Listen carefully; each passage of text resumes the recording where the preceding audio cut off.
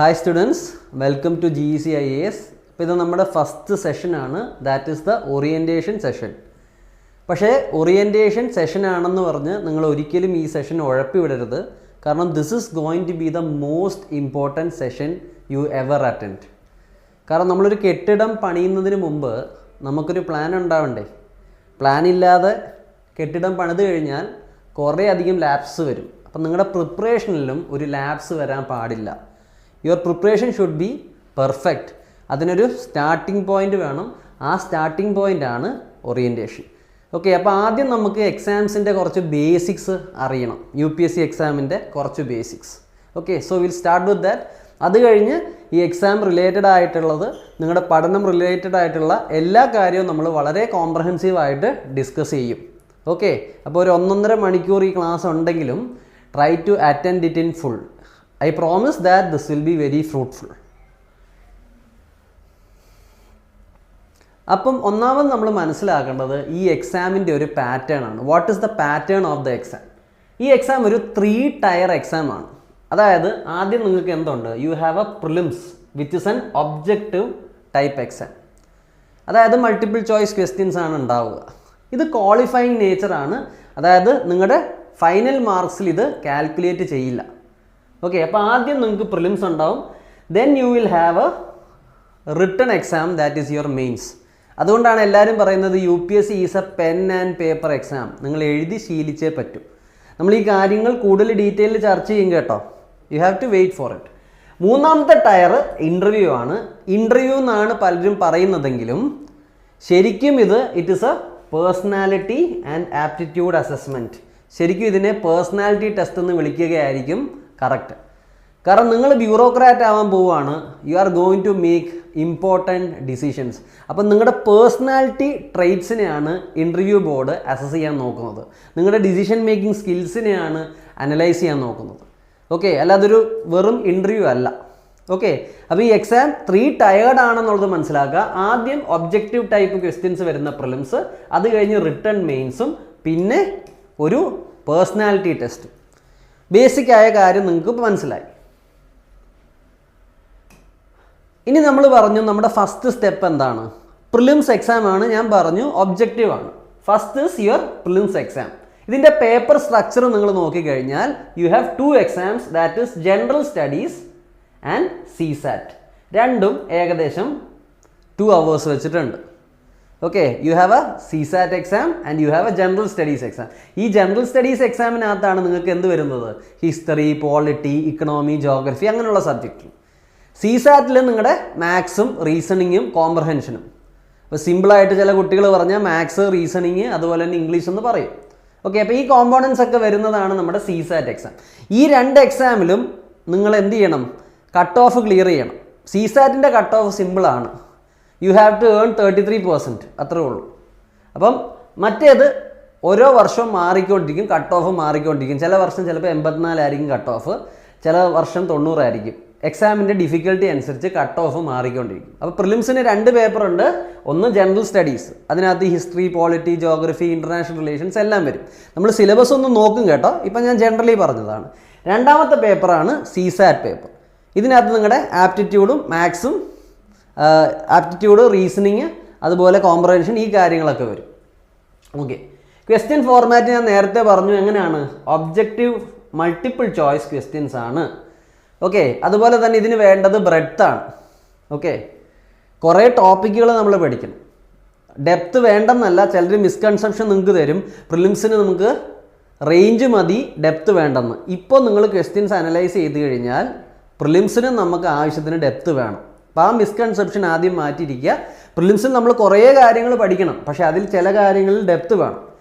മെയിൻസിന് നമ്മൾ കുറച്ചുകൂടെ ഫോക്കസ്ഡ് ആവും, നമ്മൾ നല്ല ഡെപ്തിൽ പോകും. അതിൻ്റെ അർത്ഥം പ്രിലിംസിന് ഡെപ്ത്ത് വേണ്ടെന്നല്ല, പ്രിലിംസിനും വേണം ഡെപ്ത്ത്. ഓക്കെ, അപ്പോൾ അങ്ങനെ നിങ്ങളെ ആരെങ്കിലും ഗൈഡ് ചെയ്തിട്ടുണ്ടെങ്കിൽ ആ ഗൈഡൻസിൽ നിന്ന് മാറിയിരിക്കുക. കാരണം പ്രിലിംസിലും ഡെപ്ത്ത് വേണം. മെയിൻസിൽ കൂടുതൽ ഡെപ്ത്ത് വേണമെന്നേ ഉള്ളൂ, but prelims also you need to have range, also depth. പിന്നെ മാർക്കിംഗ് സ്കീം ഞാൻ പറഞ്ഞു കഴിഞ്ഞാൽ 200 മാർക്സ് പെർ പേപ്പറാണ്.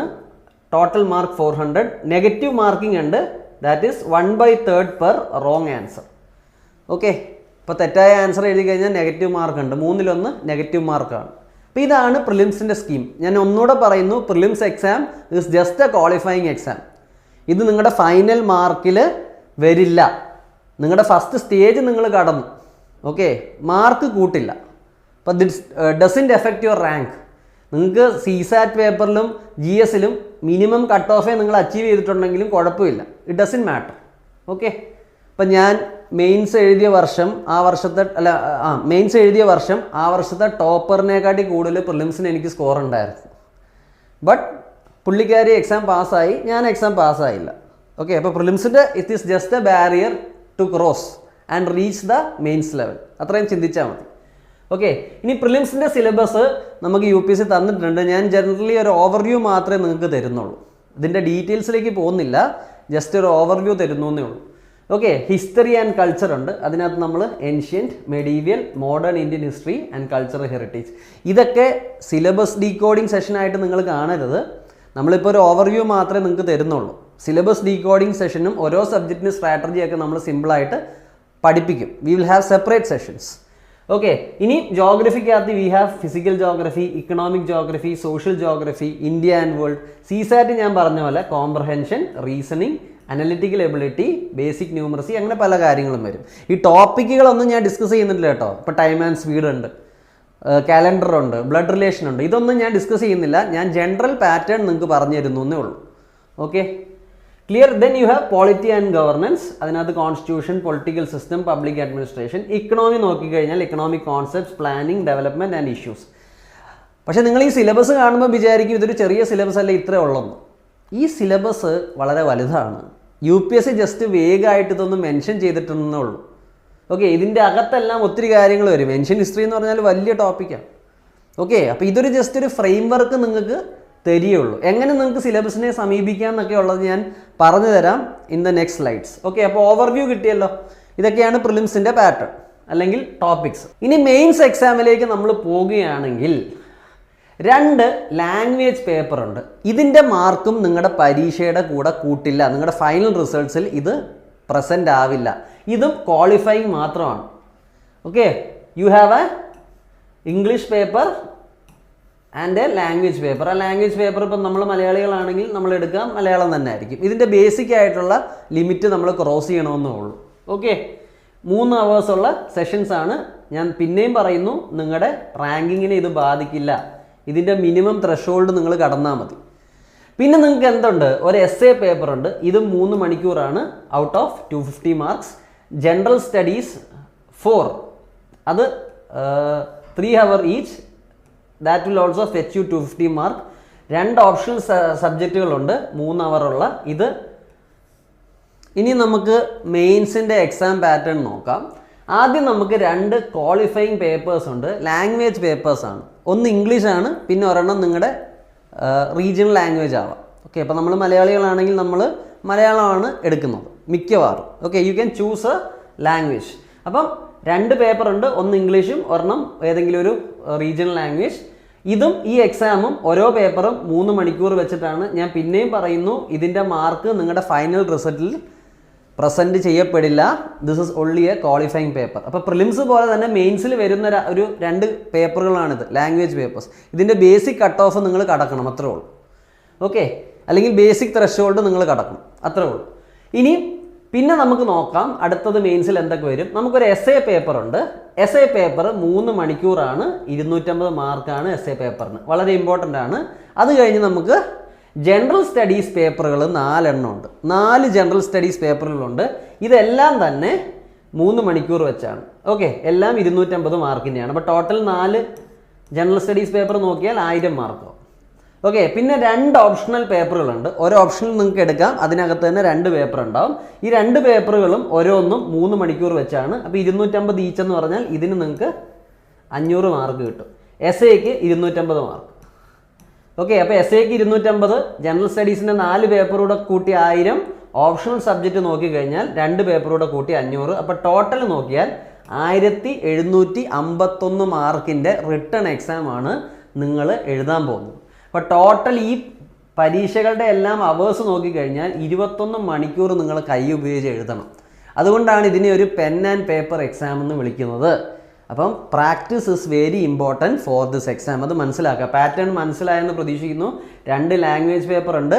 ഇതിൻ്റെ മാർക്കുകൾ നിങ്ങളുടെ ഫൈനൽ റിസൾട്ടിനെ ബാധിക്കില്ല. It is only qualifying in nature.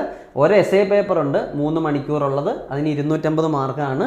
General സ്റ്റഡീസിൻ്റെ 4 പേപ്പറുണ്ട്. എല്ലാ പേപ്പറുകളും നിങ്ങൾ 3 മണിക്കൂർ വെച്ച് എഴുതണം.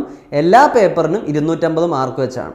പിന്നെ നമുക്കൊരു ഓപ്ഷണൽ സബ്ജക്റ്റ് ഉണ്ട്, അത് തന്നെ പാർട്ട് എയും ബി ആയിട്ട് കാണും. രണ്ടും കൂടെ കൂട്ടി 500 മാർക്ക്, അല്ലെങ്കിൽ ഒരു പേപ്പറിന് 250 മാർക്കാണ്, രണ്ടും കൂടെ കൂട്ടി 500 മാർക്ക്. പിന്നെ നമ്മൾ നോക്കിക്കഴിഞ്ഞ് കഴിഞ്ഞാൽ ടോട്ടൽ ഇതെല്ലാം കൂടെ നോക്കിക്കഴിഞ്ഞാൽ 1750 മാർക്കിൻ്റെ എക്സാമാണ്. ഓക്കെ, 21 മണിക്കൂർ നിങ്ങൾ പരീക്ഷ എഴുതേണ്ടി വരും. അപ്പം റൈറ്റിംഗ് പ്രാക്ടീസിൻ്റെ ഒരു ഇമ്പോർട്ടൻസ് ഇവിടെ വെച്ച് തന്നെ ഞാൻ പറഞ്ഞു തരുന്നു എന്നേ ഉള്ളൂ. Okay, hope you guys are clear with the exam pattern. Okay, ഇനിയും ഇതൊന്നുകൂടെ ഞാൻ ഡീകൺസ്ട്രക്ട് ചെയ്തിട്ടുണ്ട് കുറച്ചുകൂടി എളുപ്പമാക്കാൻ വേണ്ടി. അപ്പോൾ നിങ്ങൾ നോക്കിയാൽ എസ്സേ പേപ്പർ ഞാൻ പറഞ്ഞു 3 മണിക്കൂറുള്ള 250 മാർക്കുള്ള പേപ്പറാണ്. GS1 നിങ്ങൾ ഇന്ത്യൻ ഹെറിറ്റേജും ഹിസ്റ്ററിയും സൊസൈറ്റിയും ജോഗ്രഫിയൊക്കെ ആയിരിക്കും പഠിക്കുന്നത്. 250 മാർക്സ്. ഡീറ്റെയിൽ സിലബസ് അല്ല കേട്ടോ ഇതൊരു ഓവർവ്യൂ മാത്രമാണ്. നമ്മൾ സിലബസ് ഡിസ്കഷനും സ്ട്രാറ്റജി സെഷനും സെപ്പറേറ്റ് ആയിട്ട് വെക്കും. പിന്നെ നമുക്ക് GS2 ഉണ്ട്, അതിനകത്ത് പോളിറ്റി, ഗവർണൻസ്, ഇൻ്റർനാഷണൽ റിലേഷൻസ്, ഇതെല്ലാം കൂടെ കൂട്ടി ഒരു 250 മാർക്ക്. GS3 എക്കണോമിയും എൻവയോൺമെൻറ്റും സയൻസ് ആൻഡ് ടെക്നോളജിയും സെക്യൂരിറ്റിയും, ഇതിനും 250 മാർക്ക്. GS4 എന്ന് പറഞ്ഞാൽ എത്തിക്സ് ആണ്. സിമ്പിളായിട്ട് പറയാം, എത്തിക്സ്, ഇൻറ്റഗ്രിറ്റി ആൻഡ് ആപ്റ്റിറ്റ്യൂഡ്, ഇതിന് 250 മാർക്ക്. ഓക്കെ, അപ്പോൾ ഇതൊക്കെയാണ് നിങ്ങളുടെ മാർക്ക് അല്ലെങ്കിൽ റാങ്കിനെ എഫക്റ്റ് ചെയ്യുന്ന പേപ്പറുകൾ. ഇതെല്ലാം കൂടെ കൂട്ടി എത്ര മാർക്കുണ്ട് സ്റ്റുഡൻസ്? 1750 മാർക്ക്. ഓക്കെ, കാരണം ഞാനിവിടെ എന്ത് കൂട്ടിയിട്ടില്ല? 2 ഓപ്ഷണൽ പേപ്പറൂടെ കൂട്ടിയിട്ടില്ല. അപ്പോൾ 2 ഓപ്ഷണൽ പേപ്പറൂടെ കൂട്ടിയാൽ ഇതെല്ലാം കൂടെ കൂട്ടി എത്രയാവും? 1750 മാർക്ക്. സ്റ്റുഡൻസ്, ഇനി നമുക്ക് മെയിൻസിൻ്റെ പാറ്റേൺ ഒന്ന് നോക്കാം. ഓക്കെ, ഒരു സിമ്പിൾ വേയിലായിരിക്കും നമ്മൾ നോക്കുന്നത്, ഡീറ്റെയിൽ ആയിട്ട് നമ്മൾ പോവില്ല. ഓക്കെ, അപ്പോൾ ഒരു ബേസിക് ഐഡിയ എക്സാമിന് നിങ്ങൾക്ക് കിട്ടാൻ വേണ്ടിയാണ്. അപ്പോൾ ഓൾറെഡി ഞാൻ നിങ്ങളോട് പറഞ്ഞു പ്രിലിംസ് എക്സാമാണ് ആദ്യത്തെ ടയറിൽ വരുന്നത്. അതിനകത്ത് 2 പേപ്പറുണ്ട്, general studies and your CSAT. രണ്ടും ക്വാളിഫയിങ് മാത്രമാണ്. ഇതിൻ്റെ മാർക്ക് നിങ്ങളുടെ ടോട്ടൽ മാർക്സിൽ ആഡ് ചെയ്യപ്പെടില്ല. നിങ്ങളുടെ സെലക്ഷനെ ഇത് ബാധിക്കില്ല. നിങ്ങൾ ക്വാളിഫൈ ചെയ്ത് പോകണം മെയിൻസ് എഴുതാൻ വേണ്ടി. ഓക്കെ, നിങ്ങളുടെ റാങ്കിനെ ഇതൊരു തരത്തിലും ബാധിക്കില്ല. ഇനി മെയിൻസിൻ്റെ എക്സാം പാറ്റേൺ നോക്കിക്കഴിഞ്ഞാൽ 2 ലാംഗ്വേജ് പേപ്പറുകളുണ്ട്. ഇതിൻ്റെ മാർക്കുകളും നിങ്ങളുടെ റിസൾട്ടിനെ ബാധിക്കില്ല. ഓക്കെ, നിങ്ങളിത് ക്വാളിഫൈ ചെയ്യണമെന്നേ ഉള്ളൂ. നിങ്ങളുടെ റാങ്കുകളെ ഇത് ബാധിക്കില്ല. ഓക്കെ, നിങ്ങൾ ക്വാളിഫൈ ചെയ്യണം, ബേസിക് ത്രഷോൾഡ് നിങ്ങൾ കടക്കണം, ഇല്ലെങ്കിൽ നിങ്ങൾ ഔട്ടാവും. അപ്പോൾ ഇതും ഒരു ക്വാളിഫയിങ് നേച്ചറിലുള്ള 2 പേപ്പറുകളാണ്. ഒന്ന് ഇംഗ്ലീഷാണ്, ഒന്ന് A language of your choice. നമ്മൾ മലയാളമായിരിക്കും നോർമലി പ്രിഫർ ചെയ്യുക, മലയാളികളായതുകൊണ്ട്. ഓക്കെ, ഈ ഓരോ പേപ്പറുകളും 3 മണിക്കൂർ വെച്ചിട്ടാണ്. മാർക്ക് ഇല്ല, കാരണം ഞാൻ പറഞ്ഞു ഇത് ക്വാളിഫയിങ് പേപ്പർ മാത്രമാണ്. ഇനി നമ്മളെ സംബന്ധിച്ചുള്ള ഇമ്പോർട്ടൻസ് ഈ വരുന്ന പേപ്പറുകളാണ്. ഓക്കെ, നമുക്ക് എന്തുണ്ട്? ഒരു എസ്സേ പേപ്പറുണ്ട്. എസ്സേ പേപ്പറിന് എത്ര മണിക്കൂറാണ്? 3 മണിക്കൂറാണ്. റിട്ടൺ എക്സാമാണ്. എസ്സേ പേപ്പറിന് 250 മാർക്ക്. ഇനി ജനറൽ സ്റ്റഡീസ് തന്നെ 4 പേപ്പറുകളുണ്ട്. ഓക്കെ, ഓരോ പേപ്പറും 3 മണിക്കൂറിൻ്റെ എക്സാമാണ്. ഓരോ പേപ്പറിനും 250 മാർക്കാണ്. ക്ലിയർ? ഇനി നമുക്ക് ഒരു ഓപ്ഷണൽ സബ്ജക്റ്റ് എടുക്കാം. ഒറ്റ ഓപ്ഷണൽ സബ്ജക്റ്റ്, പക്ഷേ അതിന് 2 പേപ്പർ ഉണ്ടാകും. നിങ്ങളിപ്പോൾ പൊളിറ്റിക്കൽ സയൻസ് എടുത്താൽ അതിന് പാർട്ട് എയും കാണും, പാർട്ട് ബിയും കാണും. ഹിസ്റ്ററി എടുത്താലും പാർട്ട് എ കാണും, പാർട്ട് ബി കാണും. അപ്പം ഓപ്ഷണൽ സബ്ജക്റ്റിന് 2 പേപ്പറുകൾ. ഈ 2 പേപ്പറും ഓരോന്നും 3 മണിക്കൂർ വെച്ച്. പാർട്ട് എ 3 മണിക്കൂർ, പാർട്ട് ബി 3 മണിക്കൂർ. ഓക്കെ, അത് കഴിഞ്ഞിട്ട് നിങ്ങൾക്ക് എന്തുണ്ട്? മാർക്സ് നോക്കിക്കഴിഞ്ഞാൽ 250 മാർക്സ് പെർ പേപ്പർ. ഓക്കെ, അത് ക്ലിയർ ആണെന്ന് പ്രതീക്ഷിക്കുന്നു. ടോട്ടൽ നമ്മൾ നോക്കിക്കഴിഞ്ഞാൽ 7 പേപ്പറുകളുണ്ട്. മെറിറ്റ് പേപ്പേഴ്സ് 7 എണ്ണം, അതായത് ബാക്കി 2 എണ്ണം ക്വാളിഫയിങ് പേപ്പറുകൾ മാത്രമാണ്. ടോട്ടൽ നമുക്ക് മെറിറ്റ് പേപ്പേഴ്സ്, നമ്മുടെ റാങ്കിനെ എഫക്റ്റ് ചെയ്യുന്ന പേപ്പറുകൾ 7 എണ്ണമാണ്. അതായത് ഒരു എസ്സേ പേപ്പർ, 4 GS പേപ്പറുകൾ, 2 ഓപ്ഷണൽ പേപ്പറുകൾ. Okay, clear? ഇതെല്ലാം കൂടെ കൂട്ടി 7 പേപ്പറുകൾ. ഇവിടെ ഈ 7 പേപ്പറാണ് important. Essay, 4 GS paper, 2 optional പേപ്പറുകൾ. ഈ 7 പേപ്പറുകളുടെ റിട്ടൺ മാർക്സ് നിങ്ങളുടെ സെലക്ഷനെ ബാധിക്കും. ഓക്കെ, ഈ എല്ലാ പേപ്പറുകളും 3 മണിക്കൂർ വെച്ചിട്ടാണ്. ഓക്കെ, 4 GS പേപ്പർ ആണെങ്കിലും എല്ലാ പേപ്പറും 3 മണിക്കൂർ വെച്ച്, ഓരോ പേപ്പറിനും 250 മാർക്ക്. എസ്സേ ആണെങ്കിലും ഒറ്റ പേപ്പർ, അത് 3 മണിക്കൂറത്തെ പരീക്ഷയാണ്, 250 മാർക്കാണ്. ഓപ്ഷണൽ 2 പേപ്പറുണ്ട്, ഓരോ പേപ്പറും 3 മണിക്കൂർ വെച്ചാണ്, ഓരോ പേപ്പറിനും 250 മാർക്ക് വെച്ചാണ്. അപ്പോൾ ഈ കാൽക്കുലേഷൻ നിങ്ങൾ നോക്കിക്കഴിഞ്ഞാൽ essay paper 250 mark. General സ്റ്റഡീസിൻ്റെ 4 പേപ്പർ ഉണ്ട്. അപ്പോൾ 250 × 4 നമ്മൾ കൂട്ടിയാൽ ഇതിന് 1000 മാർക്ക്, 1000 മാർക്സ്. ഓപ്ഷണൽ 2 പേപ്പർ ഉണ്ട്. അപ്പോൾ 250 × 2 കൂട്ടിക്കഴിഞ്ഞാൽ 500 മാർക്ക്. അപ്പം എസ് എക്ക് 250, ജനറൽ സ്റ്റഡീസിൻ്റെ 4 പേപ്പറൂടെ കൂട്ടി 1000, ഓപ്ഷണലിൻ്റെ 2 പേപ്പറൂടെ കൂട്ടി 500. അപ്പോൾ ടോട്ടൽ നിങ്ങൾ 1750 മാർക്കിൻ്റെ റിട്ടേൺ എക്സാമാണ് എഴുതാൻ പോകുന്നത്. You are going to write an exam of 1750 marks. എത്ര മണിക്കൂർ നിങ്ങൾ പരീക്ഷ എഴുതണം സ്റ്റുഡൻസ്? ടോട്ടൽ 21 മണിക്കൂറത്തെ പരീക്ഷ എഴുതണം. ഓക്കെ, ഞാൻ മെറിറ്റ് പേപ്പേഴ്സിൻ്റെ കാര്യമാണ് പറയുന്നത്. നിങ്ങളുടെ സെലക്ഷൻ അല്ലെങ്കിൽ റാങ്കിങ്ങിനെ എഫക്റ്റ് ചെയ്യുന്ന പേപ്പറുകൾ 7 എണ്ണമാണ്. അപ്പോൾ 21 മണിക്കൂർ, അതായത് എല്ലാ പേപ്പറിനും 3 മണിക്കൂർ വെച്ച് 21 മണിക്കൂർ നിങ്ങൾ കൈ ഉപയോഗിച്ച് എഴുതിയേ പറ്റൂ. അപ്പോൾ return practice is very important. Okay, വെറുതെ കറുപ്പിച്ച് മാർക്ക് മേടിക്കുന്ന എക്സാം അല്ല അത്. നിങ്ങളുടെ പ്രിലിംസിൽ കഴിഞ്ഞു, that is just A qualifying exam. Okay, അപ്പോൾ നിങ്ങൾക്ക് മനസ്സിലായെന്ന് പ്രതീക്ഷിക്കുന്നു മെയിൻസിൻ്റെ പാറ്റേൺ. ഓക്കെ, ടോട്ടൽ 7 മെറിറ്റ് പേപ്പറുകൾ, ടോട്ടൽ എല്ലാം കൂടെ കൂട്ടി 21 മണിക്കൂർ, 1750 മാർക്കിൻ്റെ എക്സാം. ഇനി നമുക്ക് ഈ പറയുന്ന GS പേപ്പറുകളെ ഒന്നുകൂടെ പരിചയപ്പെടണം. ഞാൻ പറഞ്ഞു എസ് എ ഓബിയസ്ലി 250 മാർക്കായിരിക്കും. GS 1-ൽ നിങ്ങൾക്ക് വരുന്നത് Indian heritage, history, society, geography എന്ന് പറയുന്ന സബ്ജക്റ്റുകളായിരിക്കും. ഒരു കാര്യം കൂടെ ഞാൻ പറയാം, നമ്മളിവിടെ സിലബസ് ഡിസ്കഷൻ അല്ല നടത്തുന്നത്. അപ്പോൾ സിലബസ് വളരെ വ്യാപ്തിയുള്ളതാണ്. നമ്മൾ ജസ്റ്റ് ഓവറോൾ ഒരു ഐഡിയ നിങ്ങൾക്ക് തരുന്നുള്ളൂ. ഓരോ സബ്ജക്റ്റും എങ്ങനെ പഠിക്കണമെന്നുള്ളത് വ്യക്തമായിട്ട് നിങ്ങൾക്ക് സെപ്പറേറ്റ് ക്ലാസ് കാണും. ഇപ്പോൾ ഒരു ഓവർവ്യൂ തരാനാണ് നമ്മൾ ശ്രമിക്കുന്നത്. പിന്നെ GS 2-നകത്ത് polity, governance, international relations. GS 3-കകത്ത് economy, environment, science, technology, security, ഇതൊക്കെ വരും. GS 4 എന്ന് പറഞ്ഞാൽ നമ്മൾ ജനറലി അതിനെ എത്തിക്സ് പേപ്പർ എന്നാണ് വിളിക്കുന്നത്. You gets ethics, integrity and aptitude. Okay, അപ്പോൾ ഇതെല്ലാം ഓരോ പേപ്പർ വെച്ച് എടുത്ത് നോക്കിയാൽ എല്ലാം 250 മാർക്കിൻ്റെയാണ്. പിന്നെ നമുക്ക് എന്തുണ്ട്? ഇത് കൂടാതെ ഞാൻ പറഞ്ഞതുപോലെ 2 ഓപ്ഷണൽ പേപ്പറും ഉണ്ട്. 2 ഓപ്ഷണൽ പേപ്പർ. ഓക്കെ, അപ്പോൾ ഇത് രണ്ടും കൂടെ കൂട്ടുമ്പോൾ എത്രയാണ്? 500 മാർക്ക്. ടോട്ടൽ ഞാൻ പറഞ്ഞു GS-ഉം SAയും ഓപ്ഷനും എല്ലാം കൂടെ കൂട്ടിക്കഴിഞ്ഞാൽ 1750 മാർക്കിൻ്റെ റിട്ടേൺ എക്സാം. Okay, clear? ഇനിയും അവസാനം വരുന്നത് എന്താ സ്റ്റുഡൻസ്? പേഴ്സണാലിറ്റി ടെസ്റ്റാണ്. ഇത് 275 മാർക്കിൻ്റെയാണ്. ഓക്കെ, ഇതൊരു ആവറേജ് ആട്ടോ. ഈ 45 മിനിറ്റ് എന്ന് പറയുന്നത് ഇറ്റ് ക്യാൻ ചേഞ്ച്. ബോർഡുകൾ അനുസരിച്ച് ഇതിൻ്റെ അളവ് അങ്ങോട്ടും ഇങ്ങോട്ടൊക്കെ മാറാം. ഓക്കെ, നിങ്ങളുടെ പേഴ്സണാലിറ്റിയാണ് ബോർഡ് മനസ്സിലാക്കാൻ ശ്രമിക്കുന്നത്. ഓക്കെ, നിങ്ങളുടെ ഇൻ്റലക്ച്വൽ ഡെപ്തിനെ മാത്രമല്ല, നിങ്ങളുടെ EQയും IQയും എല്ലാം അവർ അളക്കാൻ നോക്കും. നിങ്ങൾ എങ്ങനെയുള്ളൊരു പേഴ്സൺ ആണെന്ന് അവർ മനസ്സിലാക്കാൻ നോക്കും. നിങ്ങളൊരു ബ്യൂറോക്രാറ്റ് ആവാനാണ് ശ്രമിക്കുന്നത്. അതിൻ്റെ ക്വാളിറ്റീസ് നിങ്ങളകത്തുണ്ടോ എന്ന് ശ്രദ്ധിക്കും. ഓക്കെ, അപ്പോൾ ഇൻ്റർവ്യൂവിനെ പറ്റിയും we will have a separate session. ഇപ്പോൾ ഐഡിയ കിട്ടാൻ വേണ്ടിയാണ്. അപ്പോൾ ആദ്യം prelims, then your mains, then you have interview. മെയിൻസിൻ്റെയും ഇൻ്റർവ്യൂവിൻ്റെയും മാർക്ക് മാത്രമേ നിങ്ങളുടെ ടോട്ടൽ ഫൈനൽ മാർക്സിൽ പ്രതിഫലിക്കുകയുള്ളൂ. പ്രിലിംസ് ഒരു ക്വാളിഫയിങ് എക്സാം മാത്രമാണ്. ഓക്കെ, അപ്പം നിങ്ങൾ നോക്കിക്കഴിഞ്ഞാൽ ഞാൻ പറഞ്ഞു റിട്ടേൺ എക്സാം എല്ലാം കൂടെ 1750 മാർക്ക്. ഓക്കെ, ഏതൊക്കെയാണ്? 4 GS പേപ്പറുകൾ, ടോട്ടൽ 4 എണ്ണം. ഓപ്ഷണലിൻ്റെ 2 പേപ്പർ, പിന്നെ SA ഇതിൻ്റെ ഒരു പേപ്പർ. ഈ 7 പേപ്പറോടെ ചേർത്ത് 1750 മാർക്ക് ഞാൻ പറഞ്ഞ പോലെ. പിന്നെ അതിൻ്റെ കൂടെ 275 മാർക്കിൻ്റെ പേഴ്സണാലിറ്റി ടെസ്റ്റ്. അപ്പോൾ ടോട്ടൽ എത്ര വരും? 2025. അപ്പം നിങ്ങളുടെ ഒരു എന്താ പറയുക ടോട്ടൽ ഔട്ട് മാർക്സ് നോക്കിക്കഴിഞ്ഞാൽ 2025 ഈ വർഷവും 2025 2025 മാർക്സിലാണ് നിങ്ങളുടെ പരീക്ഷ.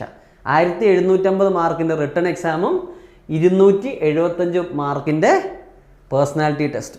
അപ്പോൾ ഇതെല്ലാം കൂടെ കൂട്ടിയാണ് നിങ്ങളുടെ ഫൈനൽ മാർക്ക് വരുന്നത്.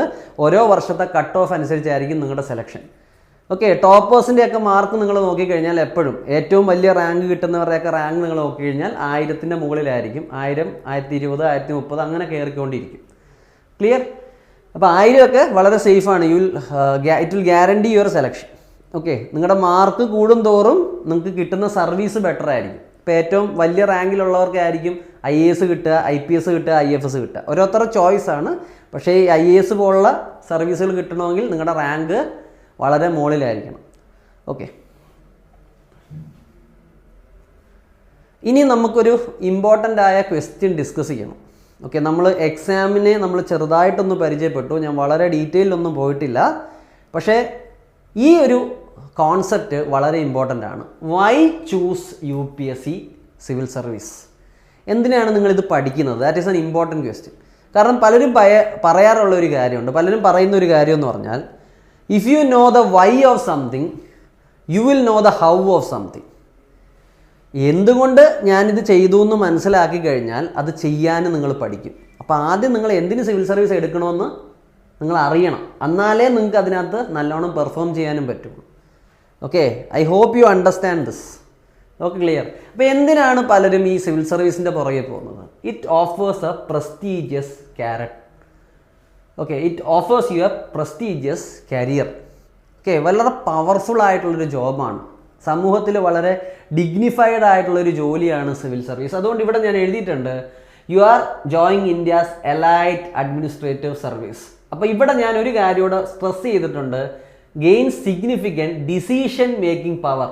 ഒരു വാക്കാണ് ഞാൻ അവിടെ എന്താ പറയുക സ്ട്രെസ് ചെയ്യുന്നത്, പവർഫുൾ ആയിട്ടുള്ള ജോലിയാണ്. ഓക്കെ, ഇതിൻ്റെ ഒരു കാരണം എന്ന് പറഞ്ഞാൽ നിങ്ങൾക്ക് അറിയാമോ, ഒരു കളക്ടർ വരുമ്പോഴും അല്ലെങ്കിൽ ഒരു IPSകാരും വരുമ്പോഴും അവരെ റിസീവ് ചെയ്യുന്നത് എങ്ങനെയാണെന്ന്. You get all the respect. Okay, fame is different and respect is different. Fame ചിലപ്പോൾ സെലിബ്രിറ്റീസിന് കിട്ടും, പക്ഷേ റെസ്പെക്റ്റ് കിട്ടണമെന്ന് നിർബന്ധമില്ല. സെലിബ്രിറ്റീസിന് റെസ്പെക്റ്റ് കിട്ടുന്നില്ല എന്നല്ല ഞാൻ പറഞ്ഞത്, but if you are A civil servant നിങ്ങൾക്കൊരു മെറ്റലുണ്ടെന്ന് സമൂഹം അംഗീകരിക്കും.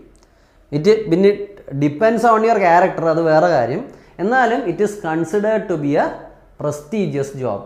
ഇതിൻ്റെ ഒരു കാര്യം പറയാം, നമ്മുടെ ബ്യൂറോക്രസി എടുത്താൽ we have a permanent bureaucracy and we are also having a temporary bureaucracy. നമ്മൾ പോളിറ്റിയൊക്കെ പഠിക്കുമ്പോൾ ഇത് പഠിക്കും. ഈ ടെമ്പററി ബ്യൂറോക്രസി ആരാണ് സ്റ്റുഡൻസ്? നമ്മുടെ മന്ത്രിമാരും MLAമാരും എല്ലാമാണ്. അവരെ പൊളിറ്റിക്കൽ ബ്യൂറോക്രസി എന്ന് വിളിക്കും, കാരണം അവർ ചിലപ്പോൾ 5 വർഷം കഴിഞ്ഞ് മാറും. പക്ഷേ എല്ലാ കാലത്തും ഡിസിഷൻ മേക്കിംഗ് പവറും ഇംപ്ലിമെൻറ്റേഷൻ പവറും ഉള്ളത് ആർക്കായിരിക്കും? സിവിൽ സർവീസ് ഓഫീസേഴ്സിനായിരിക്കും, ദ ടോപ്പ് ബ്രാസ്. അപ്പം നമ്മൾ എന്നും അവിടെ ഉണ്ടാവും. അപ്പോൾ സിഗ്നിഫിക്കൻ്റ് ആയ പവർ ഈ പറയുന്ന എക്സാം നിങ്ങൾക്ക് തരും. ഇനി ഒരു രസകരമായ കാര്യം പറയാം, നമ്മൾ പവറിൻ്റെ പുറകെ ഓടണമെന്നല്ല ഞാൻ പറയുന്നത്, അത് കാരണമാക്കിയും പലരും ഈ എക്സാം ക്രാക്ക് ചെയ്യാറുണ്ട്. കാക്ക സിനിമ കണ്ടിട്ട് ഇൻസ്പയർഡ് ആയിട്ട് IPS ക്രാക്ക് ചെയ്ത ഒരു വ്യക്തിയുണ്ട്. എനിക്കൊന്ന് 2011 ഒരു ടോപ്പറായിരുന്നു, വരുണെന്നായിരുന്നു തോന്നുന്നു അദ്ദേഹത്തിൻ്റെ പേര്, ഐ ക്യാൻ റീകളക്ട്. സൂര്യ തന്നെ ഇത് പറഞ്ഞിട്ടുണ്ട്. പിന്നീട് ഏതോ വാരണാസി ചെന്നപ്പോൾ പുള്ളി ഒരു ഓഫീസറിനെ കണ്ടു, ആ ഓഫീസർ കാക്ക കണ്ടിട്ടാണ് ഇൻസ്പയർഡ് ആയെന്ന് പറഞ്ഞു. ഇതൊക്കെ ഞാൻ പണ്ട് വായിച്ചത് ഓർത്ത് പറയാം കേട്ടോ. അപ്പോൾ ചിലർ പവറിന് വേണ്ടിയാണ് ഈ എക്സാം എഴുതുന്നത്. അപ്പം നമ്മളെപ്പോഴും പവറിന് വേണ്ടി മാത്രം ജീവിക്കരുത്. Power corrupts and absolute power corrupts absolutely എന്നാണ്. പക്ഷേ പവർ നിങ്ങൾക്ക് ഈ ജോലിയിൽ കിട്ടും എന്നുള്ളതാണ് ഞാനിവിടെ സ്ട്രെസ് ചെയ്യുന്നത്. ഓക്കെ, ഇപ്പോൾ ഓരോരുത്തർക്കും ഓരോ രീതിയല്ലേ. ഇപ്പോൾ റിയലിസ്റ്റ് ആയിട്ട് ചിന്തിക്കുന്നവർ ചിലപ്പോൾ പവറിന് വേണ്ടിയായിരിക്കും ഈ എക്സാം എഴുതുന്നത്. ഇനി അങ്ങനെ താല്പര്യമുള്ളവരാണ് നിങ്ങളെങ്കിൽ എഴുതിക്കോളൂ. പക്ഷെ നമ്മൾ ഇത്തിരിയുടെ സർവീസ് ഓറിയൻറ്റഡ് ആകുമ്പോഴാണ് ഇതിൻ്റെ ഫുൾ സാറ്റിസ്ഫാക്ഷൻ നമുക്ക് കിട്ടുന്നത്. അത്രയും ഞാനിവിടെ പറയുന്നത്. ഇനി രണ്ടാമത് ഏറ്റവും ഞാൻ ഇമ്പോർട്ടൻസ് കൽപ്പിക്കുന്നത്, നിങ്ങൾക്ക് പബ്ലിക്കിന് സർവീസ് കൊടുക്കാൻ പറ്റും. You can serve people, you can make lifes of millions of people different and better. ഇതാണ് എന്നെ സംബന്ധിച്ചോളം ഏറ്റവും അട്രാക്റ്റീവ്. ആ ഒരു സർവീസ് ചെയ്യാൻ പറ്റുന്ന ഒരു സിറ്റുവേഷനാണ്. ഇവിടെ നിങ്ങൾക്ക് റെക്കഗ്നീഷനും കിട്ടും, പവറും കിട്ടും, also you are able to serve people. Okay, അപ്പം അതാണ് സിവിൽ സർവീസിൻ്റെ ഒരു വലിയ ഇമ്പോർട്ടൻസ്. നിങ്ങൾ പല ഇമ്പോർട്ടൻ്റ് ആയിട്ടുള്ള സിവിൽ സർവീസ് ഒഫീഷ്യൽസിനെ ഓർത്ത് നോക്കുക. ആംസ്ട്രോങ് പാർമ, ഓക്കെ, ഇദ്ദേഹത്തെ മിറാക്കിൾ മാൻ എന്നാണ് വിളിക്കുന്നത്. ഇദ്ദേഹം നോർത്ത് ഈസ്റ്റിലൊരു റോഡ് കൺസ്ട്രക്ട് ചെയ്തു. ആ റോഡ് പലരുടെയും ജീവിതം എന്ത് ചെയ്തു? ഒത്തിരി അധികം ബെറ്ററാക്കി. കിരൺ ബേദിയുടെ കഥ നിങ്ങൾ കേട്ടിട്ടുണ്ടാകും. അങ്ങനെ കുറേ IPSകാരും IASകാരും ഒക്കെ ഉണ്ട് നമ്മുടെ രാജ്യത്തിന് വേണ്ടി ഒത്തിരി അധികം ചെയ്യുന്നു. അപ്പോൾ സാധാരണക്കാരുടെ ജീവിതത്തിൽ നിങ്ങൾക്ക് ഇപ്പോൾ ഇഫ് യു ആർ എ കളക്ടറിൻ്റെ റോള് മാത്രമല്ല കേട്ടോ, നമുക്ക് പല സർവീസുകളുണ്ട്. പക്ഷേ ഈ പറയുന്ന ഒരു കളക്ടറിന് പലപ്പോഴും ഡിസ്ട്രിക്റ്റിലുള്ള പലരുടെയും ജീവിതത്തെ ബെറ്റർ ആക്കാനുള്ള കഴിവുണ്ട്. ഓക്കെ, അപ്പോൾ അങ്ങനെ ഒരു കാര്യം ചെയ്യാനും നിങ്ങൾക്ക് ഇതും കൊണ്ട് പറ്റും. Okay, you can implement policies that shape the Nations future. അപ്പോൾ നേഷൻ ബിൽഡിങ്ങിൽ നമുക്ക് ഭാഗമാവാനുള്ള ഓപ്പർച്യൂണിറ്റി ഇത് തരുന്നുണ്ട്. ഓക്കെ, അത് വളരെ വ്യക്തമായിട്ട് മനസ്സിലാക്കുക. കാരണം ഞാനൊക്കെ 2014-15 ഡൽഹിയിലെ തെരുവോരങ്ങളിലൂടെ നടക്കുമ്പോൾ ഞാൻ ചിന്തിക്കുന്ന ഒരു കാര്യം എന്താണെന്നറിയാമോ? ഞാൻ കോച്ചിങ് ചെയ്തത് അവിടെയാണ്. അവിടെ തെരുവിലും നമുക്ക് ആൾക്കാരെ കാണാം. വെറും റോഡിലിരിക്കുകയാണ് ഇവർ താമസിക്കുന്നതും ആ റോഡിലാണ്. ഡൽഹി മെട്രോയുടെ അടിയിലാണ് ഞാൻ ഈ പറയുന്നത്. കുട്ടികൾ അവിടെ ഇരുന്ന് ഫീഡ് ചെയ്യുന്നു, വൃത്തിഹീനമായ ഭക്ഷണം കഴിക്കുന്നു. ആൾക്കാർ തറയിൽ തന്നെ ചപ്പാത്തി പരത്തി ഭക്ഷിക്കുന്നു. അപ്പം ഞാൻ എപ്പോഴും ആലോചിക്കുന്നു, ഈ ഡൽഹിയിൽ, ഇത് വർഷങ്ങൾക്ക് മുമ്പുള്ള കാര്യം കേട്ടോ, ഞാൻ കുറച്ച് വർഷങ്ങൾക്ക് മുമ്പ് പോയപ്പോഴും ആ അവസ്ഥയായിരുന്നു, അത് മാറിയോന്നറിയില്ല. ഞാൻ ചിന്തിക്കുന്നു എത്രത്തോളം സിവിൽ സർവീസുകാർ ഇവിടുത്തെ ഇൻസ്റ്റിറ്റ്യൂട്ടുകളിൽ നിന്ന് പഠിച്ചിറങ്ങിയിട്ടുണ്ട്. ഒരു 1000 തിരുവനന്തപുരമായിട്ട് നിങ്ങൾ ഡൽഹിയെ കാണും. പക്ഷേ എന്നിട്ടും ഈ പറയുന്ന ആൾക്കാരുടെ ജീവിതത്തിന് വലിയ മാറ്റം വന്നിട്ടില്ല. അവരിപ്പോഴും ഈ തെരുവോരത്ത് തന്നെ ഉണ്ട്.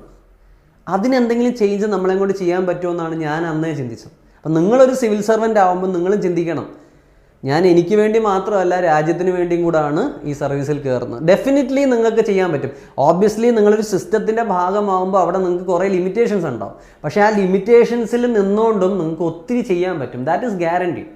നമ്മൾ പത്രത്തിലൊക്കെ വായിക്കുന്നതല്ലേ പല കളക്ടർമാരും കൊണ്ടുവന്ന പല കാര്യങ്ങളും വളരെ സക്സസ്ഫുൾ ആവുന്നത്. So you are having an opportunity to help many and shape the future of our nature. ഇത് നിങ്ങൾ മനസ്സിലാക്കുക. പിന്നെ ഓബ്വിയസ്ലി ഗവൺമെൻറ് ജോലിയാണ്, ജോബ് സെക്യൂരിറ്റി ഉണ്ടാവും. സാലറി നിങ്ങൾ നോക്കിയാലും വളരെ മോശമല്ലാത്തൊരു സാലറി നിങ്ങൾക്ക് കിട്ടും. അതിൻ്റെ കണക്കുകളിലേക്ക് ഞാൻ പോകുന്നില്ല, കാരണം UPSC വെറും സാലറിക്ക് വേണ്ടിയുള്ള ഒരു ജോലിയല്ല. UPSC CSC പാസ്സായിട്ട് നിങ്ങളൊരു ബ്യൂറോക്രാറ്റ് ആകുമ്പോൾ അത് സാലറിക്ക് വേണ്ടി മാത്രമുള്ളൊരു ജോലിയല്ല. It is based on a passion. Okay, പക്ഷേ ജോബ് സെക്യൂരിറ്റി ഉണ്ട്. പിന്നെ നിങ്ങൾ ഇപ്പോൾ IASൻ്റെ എക്സാമ്പിൾ ഞാൻ പറയാം. നിങ്ങൾ അല്ലെങ്കിൽ IPSൻ്റെ എക്സാമ്പിൾ ആണെങ്കിൽ നിങ്ങൾക്കൊരു ഹോം കാഡർ കാണും. ഓക്കെ, ആ കാഡറിലായിരിക്കും നിങ്ങൾ ചിലപ്പോൾ പ്ലേസ്ഡ് ആവുന്നത്. പക്ഷേ നിങ്ങളെ അങ്ങനെ പെട്ടെന്ന് ഡിസ്മിസ് ചെയ്യാനൊന്നും പറ്റില്ല. ചിലപ്പോൾ സ്ഥലം മാറ്റുമായിരിക്കും, ഡിസിപ്ലിനറി ആക്ഷൻ എടുക്കുമായിരിക്കും. പക്ഷേ നിങ്ങൾ ഡിസ്മിസ് ചെയ്യാനൊക്കെ പാടായിരിക്കും. നിങ്ങൾക്ക് മറ്റേ അപ്പലേറ്റ് ട്രൈബ്യൂണലൊക്കെ ഉണ്ട്, സെൻട്രൽ ട്രൈബ്യൂണൽസൊക്കെ ഉണ്ട്. അപ്പം നിങ്ങളെ പുറത്താക്കൽ എളുപ്പമല്ല. അപ്പോൾ വളരെ സെക്യൂർ ആയിട്ടുള്ളൊരു ജോലിയാണ്. അതുപോലുള്ള പെർക്സും ബെനിഫിറ്റ്സും എല്ലാം ഉണ്ട്. ഇപ്പോൾ കേരളത്തിന് പുറത്ത് പോയി കഴിഞ്ഞാൽ U are having A collector Bangla. നിങ്ങൾക്ക് ഓർഡർലി ഉണ്ടാവും, നിങ്ങളെ സഹായിക്കാൻ ഒത്തിരി ആൾക്കാരുണ്ടാവും. നിങ്ങളുടെ പല പ്രൊവിഷൻസും ഫ്രീ ആയിരിക്കും. ഓക്കെ, അപ്പോൾ അത് ഞാൻ പറഞ്ഞു. ഓക്കെ, പിന്നെ ഡൈവേഴ്സ് ഓപ്പർച്യൂണിറ്റീസ് ഉണ്ട്. നിങ്ങൾ IPS ആവാം, IAS ആവാം, IAFS ആയും നിങ്ങൾക്ക് ഡിപ്ലോമാറ്റായിട്ട് പുറത്ത് പോകാം. അങ്ങനെ ഡൈവേഴ്സ് ആയിട്ടുള്ള ഓപ്പർച്യൂണിറ്റീസ്. ഇപ്പം നമ്മുടെ NSA അജിത് ദോവൽ IPS കാരനായിരുന്നു, കേരളത്തിൽ സർവ് ചെയ്തതാണ്. ഇപ്പം ഇന്ത്യയുടെ നാഷണൽ സെക്യൂരിറ്റി അഡ്വൈസറാണ്. Okay, clear. നമ്മുടെ S Jaishankar, he was an IFS officer, ഇപ്പോൾ മിനിസ്ട്രി ഓഫ് എക്സ്റ്റേണൽ അഫയേഴ്സ് നിയന്ത്രിക്കുന്ന മിനിസ്റ്ററാണ്. അപ്പോൾ ഡൈവേഴ്സ് ആയിട്ടുള്ള ഓപ്പർച്യൂണിറ്റീസ് ഇതിനകത്ത് വരുന്നുണ്ട്. പിന്നെ IAS കാരനായാൽ കളക്ടർ തന്നെ ആവണമെന്നൊന്നുമില്ല, വേറെ പല ഫീൽഡിലേക്ക് നിങ്ങൾക്ക് പോകാം. ഓക്കെ, അപ്പോൾ ഇതൊക്കെയാണ് എന്തുകൊണ്ട് സിവിൽ സർവീസ് എടുക്കണം. ഇത് പ്രസ്റ്റീജിയസ് ആയിട്ടുള്ളൊരു ക്യാരക്ടറാണ്, ഒരു കരിയറാണ്. It gives you significant decision making power. ആ പവർ ഉപയോഗിച്ച് നിങ്ങൾക്ക് പബ്ലിക്കിനെ ഒത്തിരി അധികം സഹായിക്കാൻ കഴിയും. ജോബ് ഓൾമോസ്റ്റ് സെക്യൂർ ആണ്. അതുപോലെ ഡൈവേഴ്സ് ഓപ്പർച്യൂണിറ്റീസും ഇതിനകത്തുണ്ട്. ഓക്കെ, ഇനി ഇത് വളരെ ഇമ്പോർട്ടൻ്റ് ആയിട്ടുള്ള ഒരു ഏരിയയാണ്. ഈ സിവിൽ സർവീസ് പ്രിപ്പയർ ചെയ്യുന്നതിന് മുമ്പേ കുട്ടികൾക്ക് ഉണ്ടാകുന്ന ചില കോമൺ ആയിട്ടുള്ള ഡൗട്ടുകളുണ്ട്. ഇത് പലപ്പോഴും പലരും അഡ്രസ്സ് ചെയ്യാറില്ല. പക്ഷെ നമ്മൾ എന്ത് ചെയ്യും, ഇവിടെ ഇത് അഡ്രസ്സ് ചെയ്യാൻ ശ്രമിക്കും. So this is one of the most important parts of our discussion.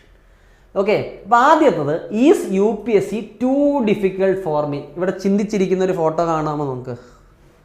ഇതുപോലെ ഡൗട്ടാണ്. പുസ്തകങ്ങളുടെ മുമ്പിൽ പോയിരുന്നിട്ട് എന്നെയും കൊണ്ട് ഇത് നടക്കുമോ, ഇത് എനിക്ക് പറ്റിയതാണോ? ഇതാണ് കുട്ടികൾ ഫേസ് ചെയ്യുന്ന ഒരു ചോദ്യം. പിന്നെ ചിലരുടെ ചോദ്യം എന്ന് പറഞ്ഞാൽ, എനിക്കിപ്പോൾ ഒരു കരിയറുണ്ട്, ഞാനൊരു ഡിഗ്രി കഴിഞ്ഞ ആളാണ്, ഞാൻ അല്ലെങ്കിൽ ഒരു അക്കാഡമിക് ക്വാളിഫിക്കേഷൻ ഉള്ള ആളാണ്, അതിനോട്ട് ഞാൻ മുമ്പോട്ട് പോകണോ, അതോ UPSCയുടെ പുറകെ പോകണോ? എൻ്റെ കരിയറിൽ പ്രശ്നം വരുമോ? UPSC കിട്ടുമോ കിട്ടാതിരിക്കുമോ? ഡൗട്ടുണ്ട്.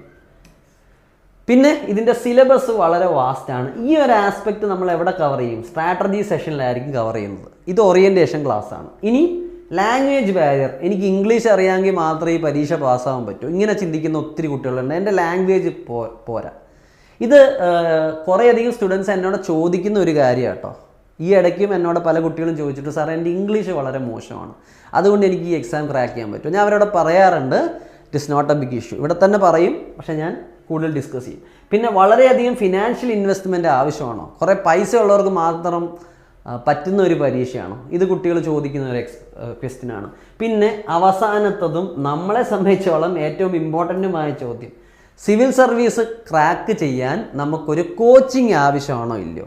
Do we need a coaching to clear civil service? അപ്പോൾ ഈ ചോദ്യങ്ങളെല്ലാം ഞാൻ ഡിസ്കസ് ചെയ്യും. ഈ ഡിസ്കഷനകത്ത് ഞാൻ പല കാര്യങ്ങളും ഉൾപ്പെടുത്തും. അപ്പോൾ നിങ്ങളുടെ എല്ലാ ഡൗട്ടും ഏകദേശം എന്താവും, ക്ലിയർ ആവും. അപ്പോൾ നമുക്ക് ഓരോ ചോദ്യങ്ങളിലേക്ക് പോവാം. First, is UPSC possible for me? അപ്പോൾ ഇതിനകത്ത് വലിയൊരു മിത്തുണ്ട്, എക്സ്ട്രാ ഓർഡിനറി ബുദ്ധിയുള്ളവർക്ക് മാത്രമേ ഈ സിവിൽ സർവീസ് പാസ്സാകാൻ പറ്റൂ. അപ്പോൾ ആദ്യം അതൊരു മിത്താണെന്ന് മനസ്സിലാക്കുക. എക്സ്ട്രാ ഓർഡിനറി ബുദ്ധിയുള്ളവർക്ക് മാത്രം ക്രാക്ക് ചെയ്യാൻ പറ്റുന്ന ഒരു എക്സാം ഒന്നും അല്ല civil service.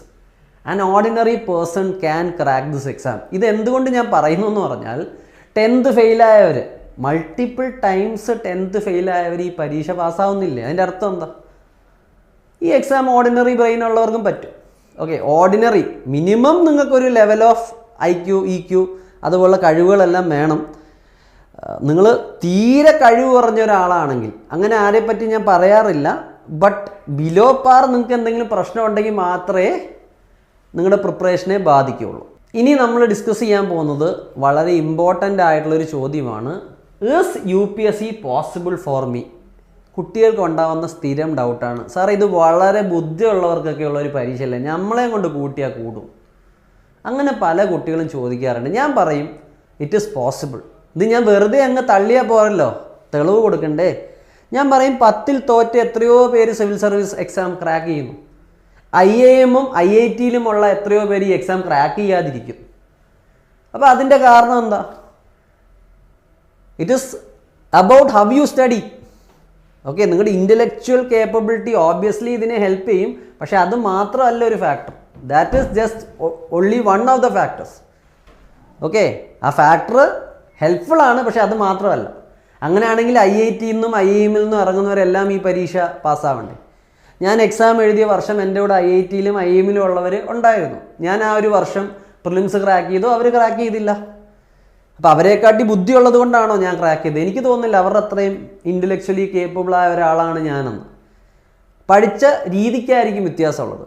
So if it is possible for you എന്ന് ആദ്യം മനസ്സിലാക്കുക. യെസ്, ഓർഡിനറി ആയിട്ടുള്ള ഒരാൾക്ക് എന്താണ് UPSC സിവിൽ സർവീസ് പോസിബിൾ ആണ്. ഓക്കെ, പക്ഷെ നിങ്ങൾ മനസ്സിലാക്കുക, ചിലർ നിങ്ങളോട് പറയും ഇത് ഈസി ആയിട്ടങ്ങ് ക്രാക്ക് ചെയ്യാം. അങ്ങനല്ല, this is not easy, this is difficult. വെറുതെ ഒരു കള്ളം നിങ്ങളോട് എന്തിനാണ് പറയുന്നത്? The exam is not easy, this is difficult. Difficulty ഉണ്ട്, ഈ ബോർഡിന് എന്തോ പ്രശ്നമുണ്ട്, ഞാൻ പറയുന്നു എന്നേ ഉള്ളൂ. ഡിഫിക്കൽട്ടാണ് ബട്ട് പോസിബിൾ. ഡിഫിക്കൽട്ടാണ് ബട്ട് പോസിബിൾ. അപ്പം നമുക്ക് എന്ത് വേണം? It is difficult but possible. അപ്പം നമുക്ക് അതുപോലുള്ള ഡെഡിക്കേഷൻ വേണം. വെറുതെ പോയി എഴുതിയാൽ കിട്ടുന്ന പരീക്ഷ ഒന്നുമല്ല. നിങ്ങൾ നിങ്ങളുടെ മനസ്സും ശരീരവും ഇതിൻ്റെ മുകളിൽ ഡെഡിക്കേറ്റ് ചെയ്ത് കഴിഞ്ഞാൽ you will clear the exam. അത് ഞാൻ ഗ്യാരണ്ടി ചെയ്യാം. പക്ഷേ എളുപ്പം എക്സാം ആണെന്നൊന്നും ഞാൻ പറയില്ല. You need to work hard. You need to work hard and smart. വെറുതെ വലിച്ചു വാരി പഠിച്ചാലും പോരാ, ചില സമയത്ത് നിങ്ങൾ സ്മാർട്ടായിട്ട് പഠിക്കുന്നു. അപ്പോൾ നിങ്ങൾ പഠിക്കുന്ന രീതി കറക്റ്റ് ആണെങ്കിൽ, if you are studying in A proper വേ, ഞാൻ എപ്പോഴും പറയും, if you are studying in A proper way you will crack the exam. അപ്പം ഞാൻ ഒരു കാര്യം ഇവിടെ പലപ്പോഴും ക്ലാസ്സുകളിൽ പറയുന്ന കാര്യം എന്ന് പറഞ്ഞാൽ, the exam is more about your wisdom rather than your knowledge. Knowledge എന്ന് പറഞ്ഞാൽ അറിവാണ്. കുറേ വായിക്കുമ്പോൾ നമുക്ക് കുറേ അറിവ് കിട്ടും. വിസ്ഡം എന്താണ്? ജ്ഞാനം എന്ന് പറഞ്ഞ വാക്കാണ്. അതായത് how you use your knowledge which you have gained. UPSC-യിൽ ഇത് വളരെ ഇമ്പോർട്ടൻ്റ് ആണ്. നിങ്ങൾക്ക് കുറേ അറിവുണ്ടായാൽ പോരാ, ഉള്ള അറിവ് എങ്ങനെ യൂസ് ചെയ്യണമെന്ന് പഠിക്കണം. അറിവുണ്ട്, അത് എക്സാം പേപ്പറിലേക്ക് നല്ലോണം പകർത്താൻ പഠിക്കണം. You have to have that wisdom. പിന്നെ നിങ്ങൾ ശ്രദ്ധിക്കുക, ഈ ടോപ്പ് ഇൻസ്റ്റിറ്റ്യൂട്ടുകളിലെല്ലാം തന്നെ കുട്ടികൾ പഠിക്കുന്നില്ലേ? എല്ലാവർക്കും കിട്ടുന്നത് സെയിം ക്ലാസ് അല്ലേ? പക്ഷെ എല്ലാവരും പാസ്സാവുന്നില്ലല്ലോ. What is the reason? The way they study are different. ഓരോ കുട്ടിയും പഠിക്കുന്ന രീതി വ്യത്യാസമുണ്ട്. ആ രീതിയാണ് ആ കുട്ടിയെ സക്സസ്സിലേക്ക് പലപ്പോഴും എത്തിക്കുന്നത്. ഓബ്വിയസ്ലി ഒരു ആവറേജ് ലെവൽ ഓഫ് കണ്ടൻറ്റ് വേണം, പക്ഷേ അതിനെക്കാട്ടി കൂടുതൽ ഇമ്പോർട്ടൻ്റ് എന്താണ് സ്റ്റുഡൻസ്? ആ കുട്ടി പഠിക്കുന്ന രീതിയാണ്. Okay, that is very much important. Okay, അപ്പോൾ പോസിബിൾ ആണോ എന്നുള്ള ചോദ്യത്തിന് ഉത്തരം കിട്ടി, പോസിബിൾ ആണ്. ഇനി ഞാൻ ഒരു കാര്യം കൂടെ പറയാം. നമ്മൾക്ക് പല ടൈപ്പ് കുട്ടികളെ ഞാൻ കണ്ടിട്ടുണ്ട്. ചില കുട്ടികൾ എങ്ങനെയാണ്, ഇതൊരു ഞാൻ ചുമ്മാ പ്ലോട്ട് ചെയ്ത് കാണിച്ചു തരാം. ചില കുട്ടികളുടെ മോട്ടിവേഷൻ എപ്പോഴും ഇങ്ങനെ ആയിരിക്കും. അവർക്ക് വളരെ കുറവ് മോട്ടിവേഷനാണ് എപ്പോഴും. അവരെന്ത് ചെയ്യേണ്ടി വരും? അവരുടെ മോട്ടിവേഷൻ ലെവല് അവരിങ്ങോട്ട് കൊണ്ടുവരേണ്ടി വരും. അപ്പോൾ തീരെ മോട്ടിവേഷൻ ഇല്ലാത്തവർക്ക് ഇത് പാടായിരിക്കും. കാരണം ഇതിനകത്ത് വലുതായിട്ട് ആവശ്യമുള്ളൊരു കാര്യമാണ് കൺസിസ്റ്റൻസി. ഞാൻ പിന്നെയും പറഞ്ഞു പോകും. അപ്പോൾ നമ്മുടെ മോട്ടിവേഷൻ നമ്മൾ കൂട്ടണം. രണ്ടാമതൊരു കാറ്റഗറി കുട്ടികളുണ്ട്. നിങ്ങളൊരു സിനിമ കണ്ടു, വിക്രമാദിത്യൻ കണ്ടു, അല്ലെങ്കിൽ ഏതെങ്കിലും ഒരു ബുക്ക് വായിച്ചു, അല്ലെങ്കിൽ ഒരു IPS കാരനെ കണ്ടു, സിനിമ കണ്ടു, അപ്പം നിങ്ങളുടെ മോട്ടിവേഷൻ ഇങ്ങനെ അങ്ങ് പോകും. പക്ഷെ കുറച്ച് കഴിയുമ്പോൾ ഇത് പഠിച്ചു തുടങ്ങി കഴിയുമ്പോൾ ഇത് ഇങ്ങനെ അങ്ങ് പോകും. അങ്ങനെയുള്ളവർക്കും ഇത് പാടാം. കാരണം പെട്ടെന്നൊരു മോട്ടിവേഷൻ വന്നു, പുസ്തകം മേടിച്ചു, IAS ചേർന്നു, UPSC ചേർന്നു, പഠനം തുടങ്ങി, കുറച്ച് നാൾ കഴിഞ്ഞിട്ട് പരിപാടി നിർത്തി. ഇങ്ങനൊരു വലിയ ഭൂരിഭാഗം കുട്ടികളെ ഞാൻ കണ്ടിട്ടുണ്ട്. അപ്പോൾ അവരെന്ത് ചെയ്യണം? അവർ ഈ മോട്ടിവേഷൻ ഇങ്ങനെ കയറിപ്പോയിട്ടുണ്ടല്ലോ, അത് ഈ ഒരു ലെവലിലെങ്കിലും നിൽക്കണം, ഒരു മീഡിയം ലെവലിൽ. ഒപ്റ്റിമലി ഏത് ടൈപ്പ് കുട്ടികൾക്കാണ് ഇത് ഏറ്റവും എളുപ്പം? ഈ ഒരു ലെവലിൽ മോട്ടിവേഷൻ ഉള്ളവരാണ്. കാരണം അവരുടെ മോട്ടിവേഷനും അവരുടെ എഫേർട്ടും എപ്പോഴും കൺസിസ്റ്റൻ്റ് ആയിരിക്കും. അപ്പം ഇവർക്കാണിത് ഏറ്റവും എളുപ്പം. പക്ഷേ നിങ്ങൾ ഈ കാറ്റഗറിയിലാണെങ്കിൽ കുഴപ്പമില്ല, നിങ്ങൾ മീഡിയം ലെവലിലേക്ക് എത്തിയാൽ മതി. നിങ്ങൾ ഈ കാറ്റഗറിയിലാണ്, നിങ്ങളുടെ മോട്ടിവേഷൻ ഏറ്റവും മുകളിലേക്ക് പോയി, നിങ്ങളതിനെ ഇങ്ങനെ താഴ്ത്തിക്കൊണ്ടുവരേണ്ട, ഒരു ആവറേജ് ലെവലിലെങ്കിലും അതിനെ മെയിൻറ്റെയിൻ ചെയ്യുക. ഓക്കെ, അപ്പോൾ ഇതിനകത്ത് ഞാൻ സ്ട്രെസ് ചെയ്യാൻ ആഗ്രഹിക്കുന്ന കാര്യം എന്താണ്? Consistency is very important. You need perseverance. ആ ക്വാളിറ്റി വേണം. ഞാൻ അതിൻ്റെ വാക്കും പറഞ്ഞു, perseverance. This P is very essential, അല്ലെങ്കിൽ ഈ C ഈസ് വെരി എസെൻഷ്യൽ. നിങ്ങൾക്ക് കൺസിസ്റ്റൻസി വേണം. ഒരു ദിവസം പഠിച്ചു, 4 ദിവസം പഠിച്ചില്ല, 4 മാസം റിഗ്രസ് ആയിട്ട് പഠിച്ചു, പിന്നെ 2 മാസം പഠിക്കാതിരുന്നു. അങ്ങനെയുള്ളവർക്ക് ഇത് ഡിഫിക്കൽട്ടായിരിക്കും. You need to be consistent. എല്ലാ ദിവസവും നമ്മൾ വർക്കൗട്ട് ചെയ്യുമ്പോൾ പറയും, നമ്മൾ ഒരു ദിവസം ജിമ്മിൽ പോയില്ല, വീട്ടിലിരുന്നെങ്കിലും കുറച്ച് പുഷപ്പ് പഠിക്കുക. അപ്പോൾ ആ കൺസിസ്റ്റൻറ്റ് ഫ്ലോ നമ്മൾ മെയിൻറ്റെയിൻ ചെയ്യണം. പെർസിവേറൻസ് വേണം. കാരണം UPSC is not a battle, it is a war of attrition. Battle എന്ന് പറഞ്ഞാൽ ഒറ്റയടിക്ക് തീർന്നു. UPSC ബാറ്റിലല്ല, അതൊരു യുദ്ധമാണ്. യുദ്ധം ജയിക്കാൻ എന്താ വേണ്ടത്? പെർസിസ്റ്റൻസ് വേണം, സഹനം വേണം, പിടിച്ചിരിക്കാനുള്ള കഴിവ് വേണം. തോറ്റാലും പിന്നീടും പോരാടാനുള്ള കഴിവ് വേണം. തോറ്റാലും പിന്നീട് ഫൈറ്റ് ബാക്ക് ചെയ്യാനുള്ള സ്പിരിറ്റ് വേണം. ആ സ്പിരിറ്റ് നിങ്ങളുടെയൊക്കെ ഉള്ളിലുണ്ട്, അത് പുറത്തു കൊണ്ടുവരണം. അതിന് as a teacher we will help. Okay, അതിന് as a teacher I will help. അപ്പോൾ ഞാൻ പറഞ്ഞ പോലെ ഇതെല്ലാ കുട്ടികൾക്കും പോസിബിളാണ്. ഇതിന് ഏറ്റവും കൂടുതൽ ആവശ്യം എന്താണ്? പെർസിവറൻസ് ആണ്, കൺസിസ്റ്റൻസി ആണ്, ഫൈറ്റ് ബാക്ക് ചെയ്യാനുള്ള ഒരു സ്പിരിറ്റാണ്. ഓക്കെ, നിങ്ങളുടെയൊക്കെ ഉള്ളിൽ എന്തുണ്ട്? ഈ സ്പിരിറ്റ് ഉണ്ട്. അപ്പോൾ ഈ സ്പിരിറ്റിനെ ഒന്ന് ഉണർത്താൻ ആര് സഹായിക്കും? As a teacher I will help, our team will help. നിങ്ങളുടെ മോട്ടിവേഷനെ ഈ പറയുന്ന കൺസിസ്റ്റൻ്റ് ലെവലിൽ നിർത്താൻ ഞങ്ങൾ നിങ്ങളെ സഹായിക്കും. That is where a teacher comes in and institution comes in. Okay, അപ്പോൾ ഈ 3 ടൈപ്പ് ആൾക്കാരെ ഞാൻ പരിചയപ്പെടുത്തി. അപ്പോൾ നമ്മൾ ഈ ലെവലിൽ നിൽക്കുന്ന ഏറ്റവും നല്ലത്. പിന്നെ നിങ്ങളുടെ മോട്ടിവേഷൻ മുകളിലോട്ട് പോയാൽ obviously it is good. Okay, obviously it is good. അപ്പം ഞാൻ ബേസിക് ആയിട്ടുള്ള കാര്യം പറഞ്ഞു. നമുക്ക് വേണ്ടത് കുറേ അറിവല്ല, അറിവ് എങ്ങനെ യൂസ് ചെയ്യണമെന്നുള്ളതാണ്. പിന്നെ വളരെ വലിയ ബുദ്ധിമാനെക്കാട്ടി നമ്മൾ കൺസിസ്റ്റൻ്റ് ആയിരിക്കണം, നമുക്ക് പെർസിവേറൻസ് ഉണ്ടാവണം. ഓക്കെ, അതായത് 5 തവണയും പ്രിലിംസ് പോലും കിട്ടാതെ 6ാമത്തെ തവണ പ്രിലിംസും കിട്ടി, മെയിൻസും കിട്ടി, ഇൻ്റർവ്യൂവും പാസ്സായി സർവീസിൽ കയറിയവരുണ്ട്. സോ അവർക്ക് ആ കൺസിസ്റ്റൻസി ഉണ്ട്, അവർക്ക് ആ പെർസിവറൻസ് ഉണ്ട്, പിടിച്ചു നിൽക്കാനുള്ള ശക്തിയുണ്ട്, കേപ്പബിലിറ്റി ഉണ്ട്. അത് നിങ്ങളും ഡെവലപ്പ് ചെയ്യണം. ഇനി കരിയർ വെസസ് UPSC. ഓക്കെ, വളരെ കൺഫ്യൂസിങ് ആയിട്ടുള്ള ഒരു ഏരിയ ആണ്. ഓക്കെ, ഇതെന്ന് പറഞ്ഞാൽ ചിലർക്ക് ഒരു സംശയം, എൻ്റെ കരിയർ ഉണ്ട്, ഓൾറെഡി ഞാനൊരു ഡോക്ടറായിരിക്കും, അല്ലെങ്കിൽ എൻജിനീയർ ആയിരിക്കും, അല്ലെങ്കിൽ ഞാൻ ഒരു MBA കഴിഞ്ഞതാണ്, ആ കരിയറിൽ അങ്ങ് പോയാൽ പോരെ, UPSC നോക്കണോ? പ്രശ്നമാവും എനിക്ക്. ഓക്കെ, അപ്പം ഞാൻ നിങ്ങളോട് പറയും, നിങ്ങൾ ധൈര്യമായിട്ട് UPSC നോക്കിക്കോ, there is not an issue. Okay, പക്ഷേ ചില ടീച്ചേഴ്സ് പറയുന്നതിനോട് എനിക്കൊരു എതിരഭിപ്രായമുണ്ട്. അവർ പറയും ബാക്കപ്പ് ഒന്നും നോക്കണ്ട, നമുക്ക് ധൈര്യമാണ് വേണ്ടത്. UPSC ഈസ് എ പോസിബിലിറ്റി, ഇല്ലെന്ന് ഞാൻ പറയുന്നില്ല. പക്ഷേ ഒരു ബാക്കപ്പ് ഓപ്ഷൻ ഉണ്ടാവുന്നത് എപ്പോഴും നല്ലതാണ്. കാരണം നമ്മൾ എപ്പോഴും എന്താ അറിയുന്നത്? We know the story of successful candidates, we don't know the story of the people who failed. 5-6 വർഷമൊക്കെ UPSC ട്രൈ ചെയ്ത് കരിയർ ഗ്യാപ്പും വന്ന് ഇനി എന്ത് ചെയ്യുമെന്ന് നോക്കിയിരിക്കുന്ന ആൾക്കാരും ഉണ്ട്. അപ്പോൾ ഒരു ബാക്കപ്പ് ഉണ്ടാവുന്ന ഒരു മോശം കാര്യമല്ല. ഞാൻ നിങ്ങളോട് പക്ഷേ ഒരു കാര്യമേ പറയുന്നുള്ളൂ, 1 വർഷം നിങ്ങൾക്ക് മൊത്തം UPSCക്ക് കൊടുക്കാം, എൻറ്റയറിറ്റി. അപ്പോൾ ഒറ്റ വർഷം ഏറ്റവും അടിപൊളിയായിട്ട് പഠിക്കുക, ഫസ്റ്റ് അറ്റംപ്റ്റിൽ തന്നെ കയറാൻ നോക്കുക. ഫസ്റ്റ് അറ്റംപ്റ്റ് കയറാൻ നോക്കുക എന്ന് പറഞ്ഞാൽ അതിൽ കയറുന്ന ആൾക്കാരുടെ എണ്ണം കുറവാണ്, പക്ഷേ അവിടെ കയറാൻ നോക്കുന്ന ഏറ്റവും നല്ലത്. അല്ലെങ്കിൽ നിങ്ങളുടെ ബേസ് അത്രയും സൂപ്പറായിട്ട് സ്ട്രോങ് ആക്കുക ഫസ്റ്റ് ഇയർ ഓഫ് പ്രിപ്പറേഷൻ. അപ്പോൾ 1 വർഷം കണ്ണും കൂട്ടി കൊടുക്കുക. അത് കഴിഞ്ഞ് നിങ്ങൾക്ക് എന്ത് ചെയ്യാം, you can continue your studies, പക്ഷേ you can have a backup. UPSCയുടെ വലിയ ഗുണം എന്താണെന്നറിയാമോ? ഈ എക്സാമിൻ്റെ സിലബസ് നിങ്ങൾ കവർ ചെയ്താൽ ബാക്കി പല എക്സാമിൻ്റെയും സിലബസ് കുറേയൊക്കെ ഇതും കൊണ്ട് കവറാവും ഇൻ എ മോർ അഡ്വാൻസ്ഡ് വേ. നിങ്ങൾ കഴിഞ്ഞ KS എക്സാം നോക്കിയാൽ മതി. ജനറൽ സ്ട്രീമിൽ ക്രാക്ക് ചെയ്തേക്കുന്നവർ ഭൂരിഭാഗം UPSC പഠിക്കുന്നവരാണ്. PSCക്കും ഇവർക്ക് ഹെൽപ്പാണ്. നിങ്ങൾ സെൻട്രലിൽ എന്തെങ്കിലും ജോലിക്ക് നോക്കിയാലും പല എക്സാമിലും ഇതിൻ്റെ സിലബസ് ഓവർലാപ്പാണ്.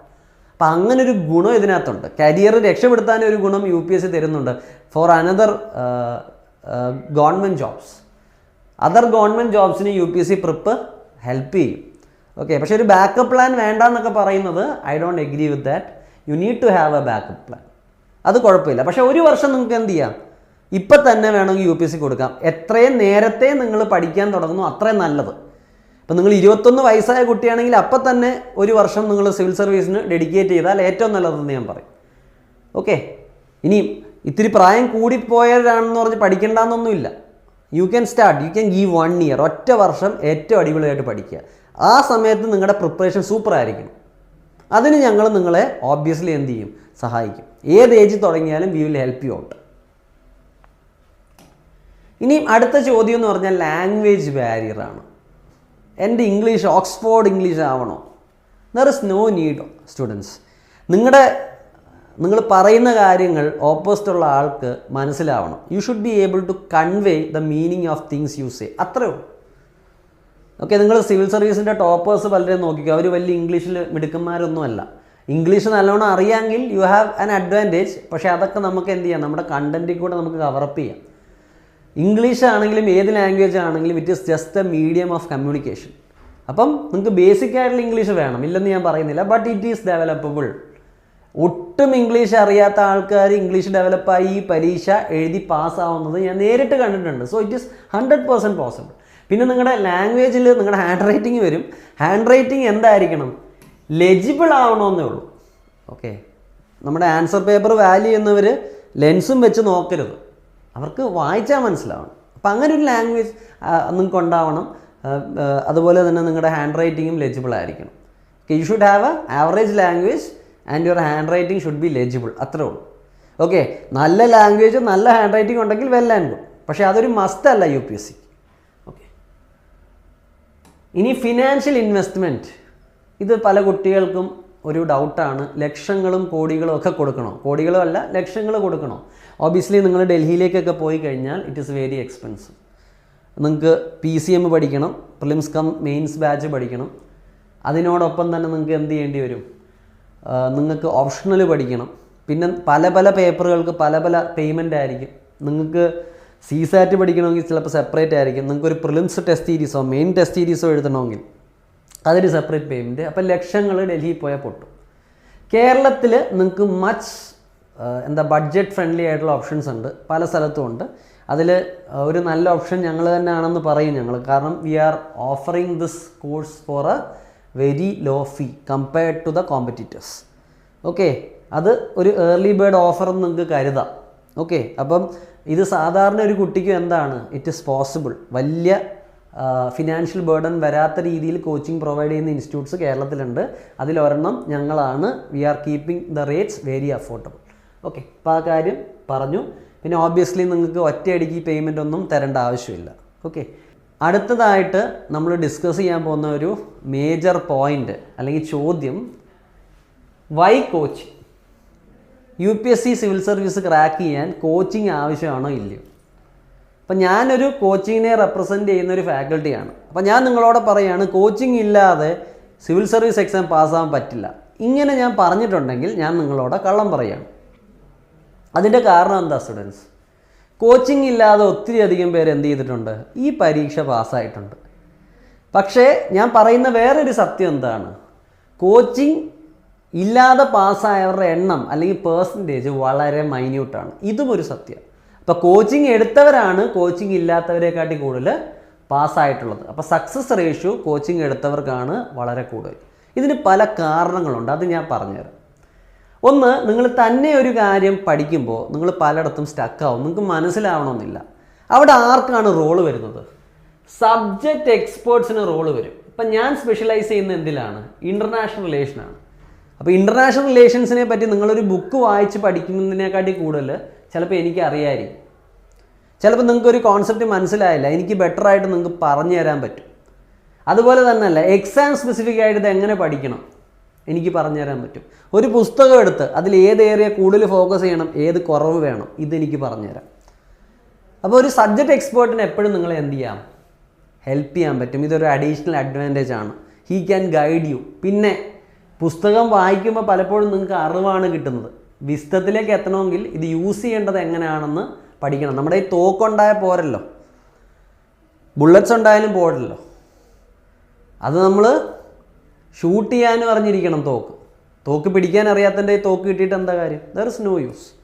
ഓക്കെ, അപ്പം സബ്ജക്റ്റ് എക്സ്പെർട്ട് ഉണ്ടാവുന്നത് വളരെ ഹെൽപ്ഫുള്ളാണ്.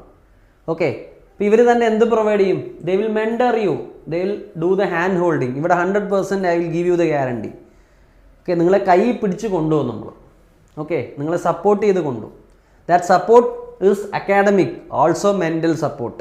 ആ മെൻ്റൽ സപ്പോർട്ട് എങ്ങനെ ഉണ്ടെന്നുള്ളത് ഈ സ്ലൈഡിൻ്റെ അവസാനത്തെ ഡിസ്കഷൻ അല്ലെങ്കിൽ അവസാന പാർട്ടിൽ ഞാൻ പറഞ്ഞുതരും. ബാക്കി ഇൻസ്റ്റിറ്റ്യൂട്ട്സ് ഒന്നും തരാത്തൊരു കാര്യം GECയിൽ നിങ്ങൾക്ക് കിട്ടും. ക്ലിയർ? അപ്പോൾ മെൻറ്റർ ഉണ്ടാവും നിങ്ങളെ കറക്റ്റ് ദിശയിലേക്ക് കൊണ്ടുപോകാൻ. നിങ്ങളുടെ പ്രിപ്പറേഷൻ ട്രാക്ക് മാറി പോകാതിരിക്കാൻ വേണ്ടി V will have proper mentors available 1-to-1. Okay, ഞാൻ പറഞ്ഞു സബ്ജക്റ്റ് എക്സ്പേർട്സ് ഉണ്ടാവും, അതുപോലെ തന്നെ പ്രോപ്പർ മെൻറ്റർഷിപ്പും കിട്ടും. മൂന്നാമത്തെ ഒരു കാര്യം കുട്ടികൾ നേരിടുന്നത് പ്രൊക്രാസ്റ്റിനേഷനാണ്. അതുപോലെ തന്നെ മടി എന്ന് പറഞ്ഞൊരു കാര്യം. ഒറ്റയ്ക്ക് ഇരുന്ന് പഠിക്കുമ്പോൾ നമ്മൾ പലപ്പോഴും ഒരു ബ്ലാങ്ക് അവസ്ഥയിലെത്തും, വോയിഡ് അവസ്ഥയിലെത്തും. പലപ്പോഴും നമുക്ക് മടുക്കും. നമ്മൾ ആദ്യത്തെ ദിവസം പുസ്തകം വായിക്കും, 2 ദിവസം വായിക്കും, 3 ദിവസം വായിക്കും, അത് കഴിയുമ്പോൾ നമ്മൾ മടുക്കും. ഓക്കെ, നമുക്ക് കണ്ടിന്യൂറ്റി ഉണ്ടാവില്ല. ഇങ്ങനെ എത്ര നാൾ വേണമെങ്കിലും ഇരുന്ന് പഠിച്ചാലും കുഴപ്പമില്ല, മടുക്കാതെ പഠിക്കുന്ന കുട്ടികളും ഉണ്ട് കേട്ടോ. പക്ഷേ അതൊരു റെയർ എക്സെപ്ഷനാണ്. അല്ലാത്തവർക്ക് ഇപ്പോൾ ഒരു റൂമിലിരുന്ന് ഒരു 2 മണിക്കൂറൊക്കെ ഇരുന്ന് വായിക്കുമ്പം പിന്നെ പഠിക്കാൻ ബുദ്ധിമുട്ട് ആയി തുടങ്ങും. പക്ഷേ കോച്ചിങ് കയറിയ ഗുണം എന്താണ്? നിങ്ങൾ ഓൾറെഡി ഒരു ട്രാക്കിലാണ്. എല്ലാ ദിവസവും ഇന്ന സമയത്ത് നിങ്ങൾ ക്ലാസ്സിൽ കയറുന്നു, നിങ്ങൾക്ക് ടോപ്പിക്സ് കിട്ടുന്നു, നിങ്ങൾ ആ ലൂപ്പിൽ കയറി കഴിഞ്ഞു. പിന്നെ നിങ്ങളുടെ കൂടെ വേറെ കുട്ടികളും ഉണ്ടാവും, ഓൺലൈൻ ആണെങ്കിലും ഓഫ്ലൈൻ ആണോ. അപ്പം നിങ്ങൾക്ക് എന്ത് കിട്ടും? ഒരു കോമ്പറ്റീറ്റീവ് സ്പിരിറ്റ് കിട്ടും. ഓക്കെ, അപ്പോൾ കോമ്പറ്റീറ്റീവ് സ്പിരിറ്റ് കിട്ടിക്കഴിഞ്ഞാൽ അവൻ പഠിക്കുന്നുണ്ട്, ഞാൻ പഠിച്ചിട്ടില്ല, എനിക്കും ബെറ്റർ ആവണം. ടെസ്റ്റുകൾ വരും, മാർക്ക് വരും, അപ്പം നിങ്ങൾ കമ്പയർ ചെയ്യും, നിങ്ങൾ പഠിക്കും. അപ്പോൾ പിയർ പ്രഷർ നിങ്ങൾക്കുണ്ട്. ആ പിയർ പ്രഷർ നല്ലതാണ്, ആ കോമ്പറ്റീറ്റീവ് പ്രഷർ നിങ്ങൾക്ക് നല്ലതാണ്. അപ്പോൾ കോച്ചിങ്ങിൽ കയറുമ്പോൾ നിങ്ങൾ ആ ലൂപ്പിനകത്തേക്ക് കയറും ഓട്ടോമാറ്റിക്കലി.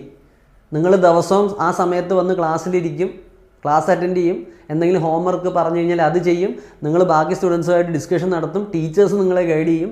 അപ്പോൾ നിങ്ങൾക്ക് ഈ മടുപ്പെന്നുള്ള സംഭവം തോന്നില്ല. ഒറ്റയ്ക്കിരുന്ന് പഠിക്കുമ്പോൾ പലപ്പോഴും 2 മാസം പഠിക്കും, അത് കഴിയുമ്പോൾ എല്ലാം തിരിഞ്ഞു മറിയും. ആ ഒരു പ്രശ്നത്തിനുള്ള പരിഹാരം കൂടാണ് കോച്ചിങ്. കോച്ചിങ്ങിന് പലരും പോകാനുള്ളൊരു കാരണം ഇതാണ്. ഈ പ്രൊക്രാസ്റ്റിനേഷൻ ഉള്ളവരാണെങ്കിലും ഒറ്റയ്ക്കിരുന്ന് പഠിച്ചു കഴിഞ്ഞാൽ ഒരു സമയം കഴിയുമ്പോൾ പഠനം സ്റ്റോപ്പ് ആക്കുന്നവർ ഒത്തിരി പേരുണ്ട്. ഡ്രോപ്പ് ഔട്ട്സ് ഉണ്ട്. പഠനം പ്രോപ്പർ അല്ലാതെ 5 മാസം പ്രോപ്പറായിട്ട് പഠിച്ചു, പിന്നെ 3 മാസം ഉഴപ്പി. കാരണം നമ്മുടെ മൈൻഡ് സ്റ്റേബിൾ ആവുന്നില്ല, നമുക്ക് പുസ്തകം നോക്കുമ്പോൾ വായിക്കാൻ പറ്റുന്നില്ല. പിന്നെ ഈ 8 മാസം കഴിഞ്ഞ് പിന്നെ 3 മാസം പഠിക്കും. പക്ഷേ നിങ്ങളുടെ വിലപ്പെട്ട 3 മാസം അവിടെ നഷ്ടപ്പെട്ടു. അപ്പം നിങ്ങളുടെ പ്രിലിംസിൻ്റെ റിസൾട്ടിനെ ബാധിക്കും, മെയിൻസിൻ്റെ റിസൾട്ടിനെ ബാധിക്കും. അപ്പോൾ കോച്ചിങ് ഇങ്ങനെയുള്ള കേസിലും ഒരു ഇമ്പോർട്ടൻറ്റ് റോള് പ്ലേ ചെയ്യുന്നു. അപ്പോൾ സബ്ജക്റ്റ് എക്സ്പേർട്സിനെ കിട്ടും, നിങ്ങളെ വഴി കാണിക്കാൻ മെൻറ്റേഴ്സ് ഉണ്ടാവും. അതുപോലെ നിങ്ങൾ ആ ഒരു ലൂപ്പിൽ പ്രോപ്പർലി ഫിറ്റ് ആവും. You will start studying automatically. ബോറടിച്ച് നിങ്ങൾക്ക് തോന്നില്ല, കാരണം നിങ്ങളുടെ കൂടെ ആൾക്കാർ ഇരുന്ന് പഠിക്കുന്നു, നിങ്ങൾ ആ സിസ്റ്റത്തിലേക്ക് ഇൻ്റഗ്രേറ്റ് ആവും. അപ്പോൾ ഇതൊക്കെയാണ് കോച്ചിങ്ങിൻ്റെ സവിശേഷതകൾ. ക്ലിയർ? പിന്നെ ഞാൻ പറഞ്ഞു it is more about how you study. Okay, കാരണം ഞാൻ പറഞ്ഞു നേരത്തെ ടോപ്പേഴ്സ് ഇരുന്ന ക്ലാസ്സിൽ തന്നെ ബാക്കി കുട്ടികൾ ഇരിക്കുന്നുണ്ട്, ടോപ്പേഴ്സ് പാസ്സാവുന്നുണ്ട്, ഇവർ പാസ്സാവുന്നില്ല. അതിൻ്റെ കാരണം എന്താണ്? It is because the way they study is proper. Clear? ഇനിയും അടുത്തത്, നമ്മൾ എന്തായാലും തീരുമാനിച്ചു, ഞാൻ UPSC കോച്ചിങ് എടുത്തു, ഞാൻ ക്ലാസ് സ്റ്റാർട്ട് ചെയ്യാൻ തുടങ്ങുകയാണ്. അപ്പോൾ തുടക്ക സമയത്ത് നമ്മൾ എന്തൊക്കെ ചെയ്യണമെന്നുള്ളത് വളരെ ഇമ്പോർട്ടൻ്റ് ആയിട്ടുള്ളൊരു ഡിസ്കഷനാണ്. ഇതിനകത്ത് ആദ്യം നമ്മൾ എക്സാമിനെ അണ്ടർസ്റ്റാൻഡ് ചെയ്യണം. എന്താണ് ഈ എക്സാം എന്നുള്ളൊരു ഐഡിയ വേണം. ഈ ഒരു ഐഡിയയാണ് ചെറുതായിട്ട് നിങ്ങൾക്ക് തുടക്കത്തിൽ ഞാൻ തന്നത്. ഡെപ്ത് ഞാൻ പറഞ്ഞു തന്നിട്ടില്ല. പക്ഷേ ഈ എക്സാം 3 ടയർ ആണെന്നും ഓരോ ടയറിൽ എന്തൊക്കെ സംഭവിക്കും, മാർക്ക് ഡിസ്ട്രിബ്യൂഷൻ എങ്ങനെയാണ്, ഇതെല്ലാം ഞാൻ പറഞ്ഞു തന്നിട്ടുണ്ട്. ഓക്കെ, അപ്പോൾ ആദ്യം നിങ്ങൾ UPSCയുടെ പാറ്റേൺ എന്താണെന്ന് നോക്കണം, സിലബസ് എന്താണെന്ന് നോക്കണം. ഓക്കെ, അപ്പോൾ ഈ കാര്യങ്ങളൊക്കെ ഓൾറെഡി ഞാൻ പറഞ്ഞു തന്നു. പാറ്റേൺ നോക്കി, സിലബസ് നമ്മളൊന്ന് ഓവർവ്യൂ മാത്രമേ നോക്കിയിട്ടുള്ളൂ, പക്ഷേ നമ്മൾ ഡീറ്റെയിൽ സിലബസ് അനാലിസിസ് സെപ്പറേറ്റ് ആയിട്ടുണ്ട്. ഓക്കെ, അത് കഴിഞ്ഞ് നമുക്ക് ക്വാളിറ്റി റിസോഴ്സസ് വേണം. പഠിക്കണമെങ്കിൽ നല്ല റിസോഴ്സസിൽ നിന്ന് വേണം പഠിക്കാൻ. അത് കഴിഞ്ഞ് നമ്മളൊരു സ്റ്റഡി പ്ലാൻ ഉണ്ടാക്കണം. പിന്നെ നമ്മൾ എന്ത് ചെയ്യണം? എപ്പോഴും അപ്ഡേറ്റഡ് ആയിട്ടിരിക്കണം. ഓക്കെ, ഇത് ഞാൻ ഇങ്ങനെ പറഞ്ഞു പോയി എന്ന് പറഞ്ഞ് ഇവിടെ വിട്ടിട്ട് പോവല്ല, ഇത് ഓരോന്നും എടുത്ത് നമ്മൾ ഡിസ്കസ് ചെയ്യും. അപ്പോൾ ആദ്യം നമുക്ക് എക്സാമിനെ മനസ്സിലാക്കണം. First is you should understand the exam. ഇത് വളരെ ഇമ്പോർട്ടൻ്റ് അല്ലേ കുട്ടികളെ? ഞാൻ നേരത്തെ പറഞ്ഞു, വൈ മനസ്സിലാക്കിയാൽ ഹൗ എളുപ്പമായിരിക്കും. അപ്പോൾ എക്സാം എന്താണെന്ന് മനസ്സിലാക്കിയാൽ അതിൻ്റെ പ്രിപ്പറേഷനും എളുപ്പമാവും. അപ്പോൾ ആദ്യം നിങ്ങൾ ചെയ്യേണ്ടത് എന്താ? UPSCയുടെ നോട്ടിഫിക്കേഷൻ പോവുക, കാര്യങ്ങളൊക്കെ വായിച്ച് നോക്കുക, സിലബസ് വ്യക്തമായിട്ട് മനസ്സിലാക്കി വെക്കുക. സിലബസ് നിങ്ങളുടെ കൈ വേണം. ഞാൻ പറയുന്നത് പ്രിൻറ്റഡ് ഫോർമാറ്റിൽ ഈ സിലബസ് നിങ്ങൾ എവിടെയെങ്കിലും ഒട്ടിച്ച് വെച്ചാൽ അത്രയും നല്ലത്. അതൊരു ചെക്ക് ലിസ്റ്റ് കൂടാ. കാരണം കോച്ചിങ് കയറുമ്പോൾ പല കുട്ടികളുടെയും പ്രശ്നം, അവർ എന്താ പഠിപ്പിക്കുന്നതെന്നൊന്നും അവർക്ക് പെട്ടെന്ന് മനസ്സിലാവില്ല. അല്ലെങ്കിൽ ഈ കോച്ചിങ് ഇൻസ്റ്റിറ്റ്യൂട്ട്സ് പഠിപ്പിച്ചുകൊണ്ടേയിരിക്കും, പക്ഷേ സിലബസ് പലപ്പോഴും കവർ ചെയ്യില്ല. അപ്പോൾ നമ്മുടെ ചെക്ക് ലിസ്റ്റാണ് എന്ത്? നമ്മുടെ സിലബസ്. നമ്മൾ ഈ ടോപ്പിക്ക് തീർത്തോ, ഈ ടോപ്പിക്ക് തീർത്തോ, നിങ്ങൾ ടിക്ക് ചെയ്ത് പോകണം. You should ensure that the syllabus is complete. അത് കോച്ചിങ്ങിന് പോയാലും ഇല്ലെങ്കിലും സിലബസ് കംപ്ലീറ്റ് ചെയ്താലല്ലേ നമ്മൾ പാസ്സാവും. അപ്പോൾ ആദ്യം എക്സാമിനെ പറ്റി ഒരു അറിവ് കിട്ടാൻ നിങ്ങൾ എന്ത് ചെയ്യണം? സിലബസ് നോക്കും. അത് കഴിഞ്ഞ് ഇവിടെ ക്വസ്റ്റ്യൻസ് നിങ്ങൾ കണ്ടിട്ടുണ്ടോ? PYQ. ഇതിപ്പോൾ പ്രിലിംസിൻ്റെ ക്വസ്റ്റ്യൻ ഞാൻ ഇട്ടേക്കുന്നത്. പ്രിലിംസിൻ്റെ ആയിക്കോട്ടെ, മെയിൻസിൻ്റെ ആയിക്കോട്ടെ, ക്വസ്റ്റ്യൻ പേപ്പർ അനാലിസിസ്. ഇതാണ് നമുക്ക് ഒരു ഗൈഡ് ലൈൻ തരുന്നത്. എങ്ങനെയാണ് ഈ പരീക്ഷയെ സമീപിക്കേണ്ടത്, എങ്ങനെയുള്ള ചോദ്യങ്ങളാണ് വരുന്നത്. അതുകൊണ്ടാണ് PYQs are the Bible for your UPSC exam എന്ന് ചിലർ പറയുന്നു. അപ്പോൾ PYQസിൽ നല്ല രീതിയിൽ ഫോക്കസ് ചെയ്യുക. പാറ്റേൺ മനസ്സിലാക്കാൻ നിങ്ങളെ സഹായിക്കും. ഓക്കെ, പിന്നെ മൂന്നാമത്തത് ഇവിടെ ക്ലിയർ ആയിട്ട് കാണുന്നില്ല, ടോപ്പേഴ്സ് ടോക്ക്. ടോപ്പർമാരുടെ ഇൻ്റർവ്യൂവും ടോപ്പും മോട്ടിവേഷണൽ സ്പീച്ചും ഒക്കെ കണ്ടുകൊള്ളുക. അതിനകത്ത് ഒത്തിരി അധികം എന്ത് കിട്ടും? നിങ്ങൾക്ക് ഹെൽപ്പ് കിട്ടും. പക്ഷേ ഞാൻ എവിടെയോ കേട്ടു, ആരോ പറയുന്നല്ലോ ടോപ്പേഴ്സ് ടോക്ക് അതുപോലെ തന്നെ കോപ്പി അടിക്കാൻ. അങ്ങനെ നിങ്ങളോട് ആരെങ്കിലും പറഞ്ഞിട്ടുണ്ടെങ്കിൽ that is a big mistake. Never try to imitate a topper. അവർ പറയുന്നതിൽ കുറേ കാര്യങ്ങളുണ്ട്. കോമൺ ആയിട്ട് നിങ്ങൾ എല്ലാ ടോപ്പേഴ്സിൻ്റെ ഇൻ്റർവ്യൂ കണ്ടുപോവുക.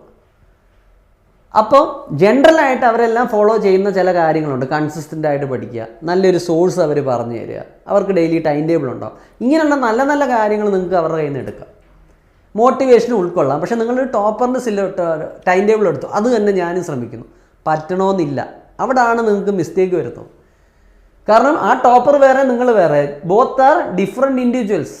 ആ ടോപ്പറിൻ്റെ ബ്രെയിനും നിങ്ങളുടെ ബ്രെയിനും ഡിഫറെൻ്റ്ലി വയർഡാണ്. നിങ്ങൾ രണ്ട് ഇൻഡിവിജ്വൽസാണ്. നിങ്ങൾ ഒരുപോലെ പഠിച്ചാൽ എങ്ങനെ ശരിയാവുക?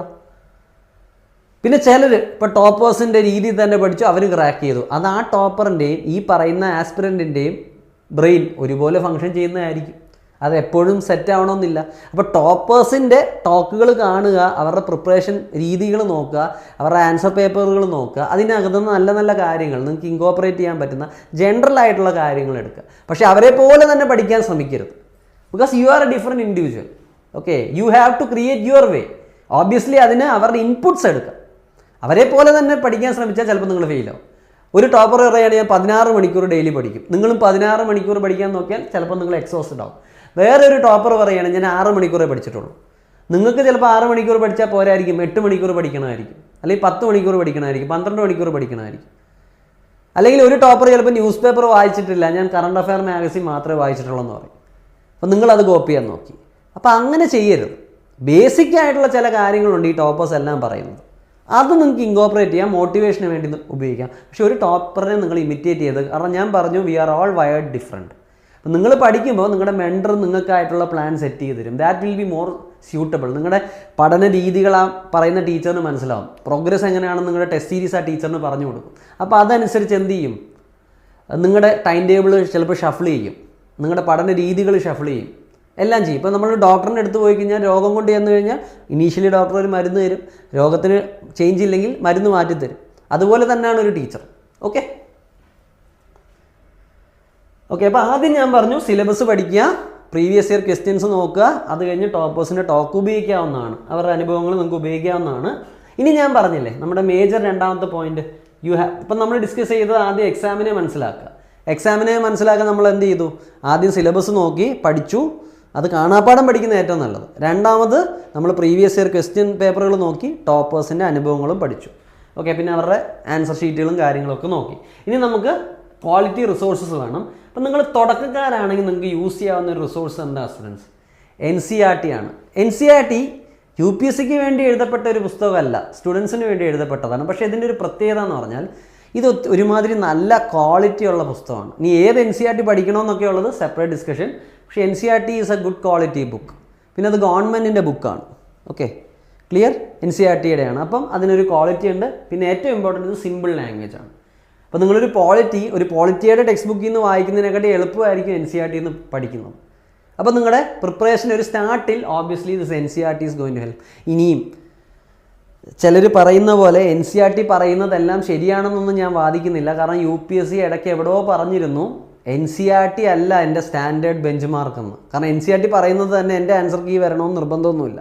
അതും UPSC എവിടെ പറഞ്ഞിട്ടുള്ളതായിട്ടാണ് എനിക്ക് ഓർമ്മ. പക്ഷേ NCERT ആണ് നമ്മുടെ സ്റ്റാർട്ടിങ്ങിലെ ബെസ്റ്റ് ബുക്ക്. ക്ലിയർ?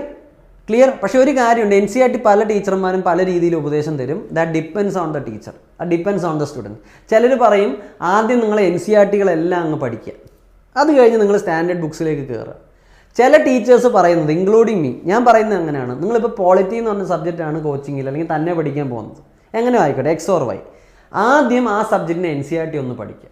അത് കഴിഞ്ഞിട്ട് നിങ്ങൾ എന്ത് ചെയ്താൽ മതി, ആ മെയിൻ സബ്ജക്റ്റിലേക്ക് കടന്നാൽ മതി. അതാണ് എനിക്ക് കുറച്ചുകൂടെ എന്താ പറയുക ലോജിക്കലായിട്ട് തോന്നുന്നത്. അതായത് നിങ്ങൾക്ക് അടുത്ത മാസം പോളിറ്റിയുടെ സബ്ജക്റ്റാണ് പഠിക്കാൻ നിങ്ങൾ ഉദ്ദേശിച്ചിരിക്കുന്നത്, അല്ലെങ്കിൽ കോച്ചിങ്ങിൽ അടുത്ത മാസം പോളിറ്റിയാണ് വരാൻ പോകുന്നത്. ഈ മാസം നിങ്ങൾ പോളിറ്റിയുടെ NCERT കൂടുതൽ ഫോക്കസ് ചെയ്യുക. അപ്പോൾ രണ്ട് കാര്യം ഉണ്ടാവും. നിങ്ങൾ സബ്ജക്റ്റുമായിട്ടൊന്ന് ഫെമിലറൈസ് ആകും. പോളിറ്റിയുടെ ടെക്സ്റ്റ് വായിച്ചു നിങ്ങൾക്ക് ഏകദേശം കുറച്ച് കാര്യങ്ങളുണ്ടാവും. രണ്ടാമത് നിങ്ങൾക്ക് ഒത്തിരി ഡൗട്ട് വരും. അപ്പോൾ ക്ലാസ് അറ്റൻഡ് ചെയ്യുമ്പോൾ ഗുണം എന്താ? ഓൾറെഡി നിങ്ങൾക്കൊരു ബേസിക്സ് ഉള്ളത് കൊണ്ട് നിങ്ങൾക്ക് മനസ്സിലാക്കാൻ എളുപ്പമായിരിക്കും. ക്ലാസ് അറ്റൻഡ് ചെയ്യുമ്പോൾ NCERT വന്ന ഡൗട്ടുകൾ, NCERT വായിക്കുന്ന സമയത്ത് നിങ്ങൾക്ക് വന്ന ഡൗട്ടുകൾ ക്ലിയർ ആവുകയും ചെയ്യും. അപ്പോൾ ഇതാണ് ഞാൻ പറയുന്ന മെത്തഡോളജി. രണ്ട് രീതി ചെയ്യാം. ഒന്നുകിൽ എല്ലാ NCERTകളും വായിച്ചിട്ട് പ്രിപ്പറേഷൻ തുടങ്ങാം, അല്ലെങ്കിൽ ഓരോ സബ്ജക്റ്റ് സ്റ്റാർട്ട് ചെയ്യുന്നതിന് മുമ്പ് അതിൻ്റെ NCERT വായിച്ചു പോകും. ലോജിക്കലി എനിക്ക് തോന്നുന്നത് സെക്കൻഡ് മെത്തഡോളജിയാണ് എനിക്ക് എഫക്റ്റീവായിട്ട് തോന്നിയിട്ടുള്ളത്.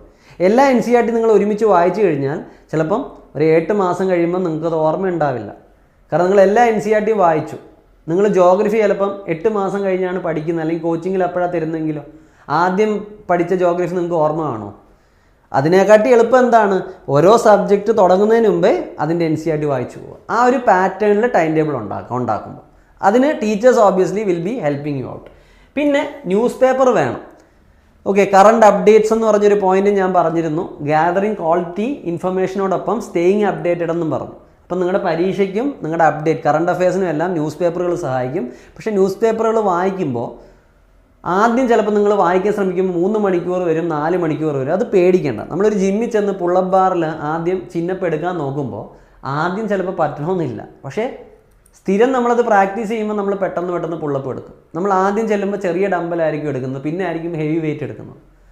അപ്പോൾ ഒറ്റയടിക്ക് ഒന്നും പോസിബിൾ അല്ല. ന്യൂസ് പേപ്പർ വായിക്കുമ്പോഴും ആദ്യം 2-3 മണിക്കൂറൊക്കെ ആവും. ഇറ്റ് ഈസ് കോമൺ, എല്ലാവരും അങ്ങനെയാണ്. പക്ഷേ പയ്യെ നിങ്ങളത് കട്ട് ഡൗൺ ചെയ്തിട്ട് അതൊരു 30 അല്ലെങ്കിൽ 25-30 മിനിറ്റ്സിലേക്ക് നിങ്ങൾ എത്തിക്കും. ഓക്കെ, അപ്പോൾ അത് നിങ്ങൾ വളരെ ക്ലിയറായിട്ട് നിങ്ങൾ മനസ്സിലാക്കി വെക്കുക. ഓക്കെ, ആദ്യം വേണോ നമുക്ക് സിമ്പിളായിട്ടുള്ള ന്യൂസ് പേപ്പേഴ്സ് നോക്കാം. അത് കണ്ടൻറ്റിന് വേണ്ടിയല്ല, ആ ഒരു പാറ്റേൺ നിങ്ങൾക്ക് ഡെവലപ്പ് ചെയ്യാൻ വേണ്ടിയാണ്. ഓക്കെ, വായിക്കുന്നതിൻ്റെ പാറ്റേൺ. ടൈംസ് ഓഫ് ഇന്ത്യ പോലുള്ള സിമ്പിൾ ന്യൂസ് പേപ്പർ. അത് കഴിഞ്ഞ് പയ്യെ നിങ്ങൾക്ക് ഹിന്ദുവിലേക്ക് കയറിയാൽ മതി. ഹിന്ദു ഇന്ത്യൻ എക്സ്പ്രസ്സും ആണ് ഞാൻ സജസ്റ്റ് ചെയ്യുന്ന ന്യൂസ് പേപ്പറുകൾ. രണ്ടും വായിക്കണമെന്നല്ല കേട്ടോ. ബുക്ക് ലിസ്റ്റും how to read a news പേപ്പറും നമ്മൾ സെപ്പറേറ്റ് ആയിട്ട് പറഞ്ഞു തരും. ഓക്കെ, പക്ഷേ ഒരു സ്റ്റാർട്ടിങ് സ്റ്റേജിൽ നിങ്ങളിത് വായിച്ച് തുടങ്ങണം. കാരണം ചിലർ പറയും ന്യൂസ് പേപ്പറേ വേണ്ട, കറണ്ട് അഫെയർ മാഗസീൻ എന്ന് പറയും. അത് ഒരു തെറ്റായ ഉപദേശമാണ്. ന്യൂസ് പേപ്പർ വായിക്കുന്നത് എന്തിനാണ്? നിങ്ങളുടെ അനലിറ്റിക്കൽ സ്കില്ല് ഡെവലപ്പ് ചെയ്യാനാണ്. നിങ്ങളൊരു ന്യൂസ് വായിക്കുന്നു, നിങ്ങളുടെ മൈൻഡിൽ നിങ്ങളതിനെ ബ്രേക്ക് ചെയ്യുകയാണ്. ഇത് ചെയ്താൽ നല്ലതായിരിക്കും, ഇതാണ് ഇതിൻ്റെ ചരിത്രം. നിങ്ങൾ സ്വയം ബ്രേക്ക് ചെയ്യുക. ഒരു കറണ്ട് അഫെയർ മാഗസീൻ എടുത്തു കഴിഞ്ഞാൽ വേറെ ആരോ ബ്രേക്ക് ചെയ്ത് വെച്ചത് നിങ്ങൾ വിഴുങ്ങുകയാണ്. അതിനേക്കാട്ടി നല്ലത് എന്താ? നിങ്ങൾക്ക് തന്നെ അനലിറ്റിക്കൽ സ്കില്ല് ഉണ്ടാവണം. കാരണം മെയിൻസിൻ്റെ എക്സാം വരുമ്പോൾ നിങ്ങളുടെ കറണ്ട് അഫെയർ മാഗസീനിൽ പറഞ്ഞ പോലെ തന്നെ ആയിരിക്കില്ല ചോദ്യം വരുന്നത്. നിങ്ങളുടെ മൈൻഡ് അപ്ലൈ ചെയ്യേണ്ട അവസ്ഥ വരും. അപ്പം ഈ ന്യൂസ് പേപ്പർ വായിച്ച് സാധനങ്ങൾ മൈൻഡിൽ തന്നെ ബ്രേക്ക് ചെയ്യാൻ കഴിവുള്ള കുട്ടികൾക്ക് അഡ്വാൻറ്റേജ് കിട്ടും. അപ്പോൾ ന്യൂസ് പേപ്പർ എപ്പോഴും വായിക്കണം. പക്ഷേ തുടക്കത്തിൽ അത് സ്ലോ ആയിട്ട് വായിച്ചാൽ മതി. എല്ലാവർക്കും അങ്ങനെയാണെന്നുള്ളത് ആദ്യം മനസ്സിലാക്കുക. പയ്യെ നമ്മൾ ന്യൂസ് പേപ്പർ എങ്ങനെയാണ് വായിക്കേണ്ടതെന്ന് പറഞ്ഞു തരും. ചില കാര്യങ്ങൾ ഒഴിവാക്കേണ്ടത് പറഞ്ഞു തരും. എന്തായാലും വായിക്കേണ്ട കാര്യം എന്താണെന്ന് പറഞ്ഞു തരും. നിങ്ങളുടെ ആ ഒരു ജേണിയും നമ്മൾ മാക്സിമം എളുപ്പമാക്കാൻ നോക്കും. ഓക്കെ, അപ്പം ഞാൻ എന്തൊക്കെ പോയിൻ്റാണ് സ്ട്രെസ് ചെയ്തേ? ആദ്യം എക്സാം മനസ്സിലാക്കണം. അതിന് നമ്മൾ എന്ത് ചെയ്യണം? UPSCയുടെ നോട്ടിഫിക്കേഷനും സിലബസും നോക്കണം, പ്രീവിയസ് ക്വസ്റ്റ്യൻ പേപ്പർ നോക്കണം, ടോപ്പേഴ്സിൻ്റെ ടോക്കുകൾ ഫോളോ ചെയ്യാം. അത് കഴിഞ്ഞ് ക്വാളിറ്റി റിസോഴ്സസിന് ഞാൻ എന്ത് പറഞ്ഞു? NCERT ഉപയോഗിക്കാം, ന്യൂസ് പേപ്പർ നമുക്ക് വായിക്കാം, പയ്യെ നമുക്ക് എന്ത് ചെയ്യാം? സ്റ്റാൻഡേർഡ് ബുക്സിലേക്കും പോവാം. ഇവിടെ ഞാൻ സ്റ്റാൻഡേർഡ് ബുക്സ് പറഞ്ഞിട്ടുണ്ട്. ഓക്കെ, NCERT കഴിഞ്ഞിപ്പം ഹിസ്റ്ററി എടുത്താൽ ചിലർ പറയുന്നു ബിപിൻ ചന്ദ്രയുടെ സ്റ്റാൻഡേർഡ് ബുക്കാണ്, അല്ലെങ്കിൽ രാജീവ് അഹിറിൻ്റെ സ്പെക്ട്രം. ആർട്ട് ആൻഡ് കൾച്ചർ എടുത്തു കഴിഞ്ഞാൽ നിതിൻ സിൻഹാനിയുടെ ആർട്ട് ആൻഡ് കൾച്ചറിൻ്റെ ബുക്ക്.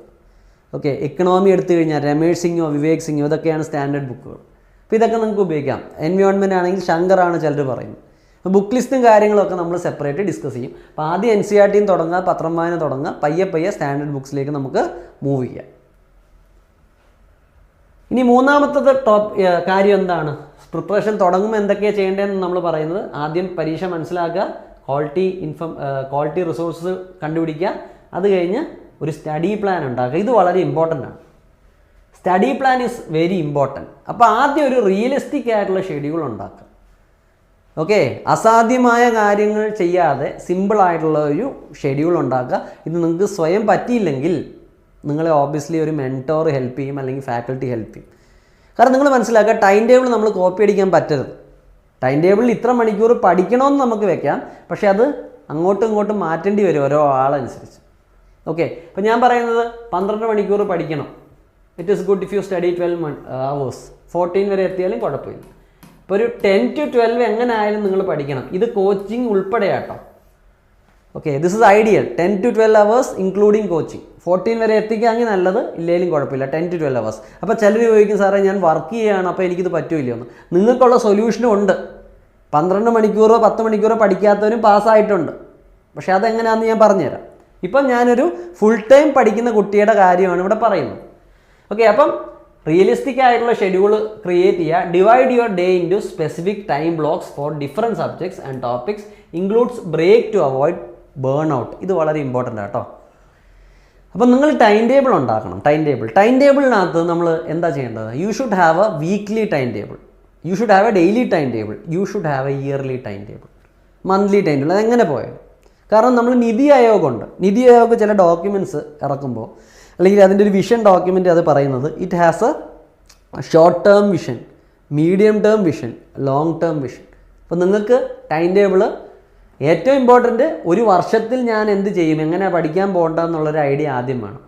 അത് കഴിഞ്ഞ് നിങ്ങൾ അതിനെ എന്ത് ചെയ്യണം? മന്ത്ലിയോ വീക്ക്ലിയോ ആയിട്ട് സെറ്റ് ചെയ്യണം, ഡെയിലി ആയിട്ടും സെറ്റ് ചെയ്യണം. അതിൻ്റെ ഗുണം എന്താണെന്ന് അറിയാമോ? ഈ ടൈം ടേബിൾ 100% നിങ്ങൾ ഫോളോ ചെയ്യണമെന്ന് നിർബന്ധമൊന്നുമില്ല. ഒരു കുട്ടിക്കും അത് പോസിബിൾ അല്ല.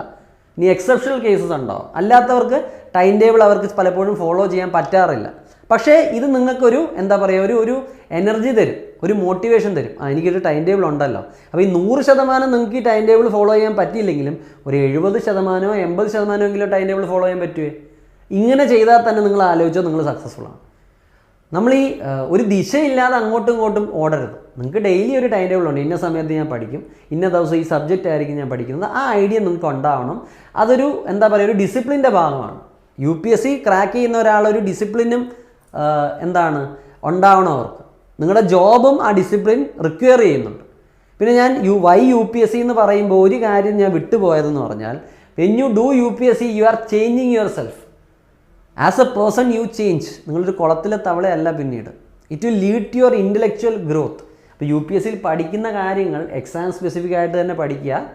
പക്ഷേ UPSC പഠിക്കുമ്പോൾ നിങ്ങളുടെ ഇൻ്റലക്റ്റിനെയും കൂടെ ഗ്രോ ചെയ്യാൻ നോക്കുക.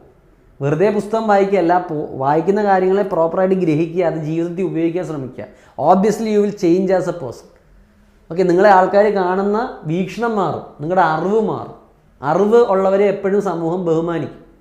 ഓക്കെ, അപ്പോൾ എന്താ ചെയ്യേണ്ടത്? പഠിക്കുമ്പോൾ ആ ഒരു ആസ്പെക്റ്റൂടെ ഞാൻ വിട്ടുപോയതുകൊണ്ട് ഇവിടെ പറയുന്ന കേട്ടോ, ലിങ്ക് വിട്ടുപോയതല്ല, ഞാൻ പറഞ്ഞു തന്നേ ഉള്ളൂ. UPSCക്ക് ഇങ്ങനെ ഒരു ഗുണമുണ്ട്, നിങ്ങൾ as a person you will change. Clear?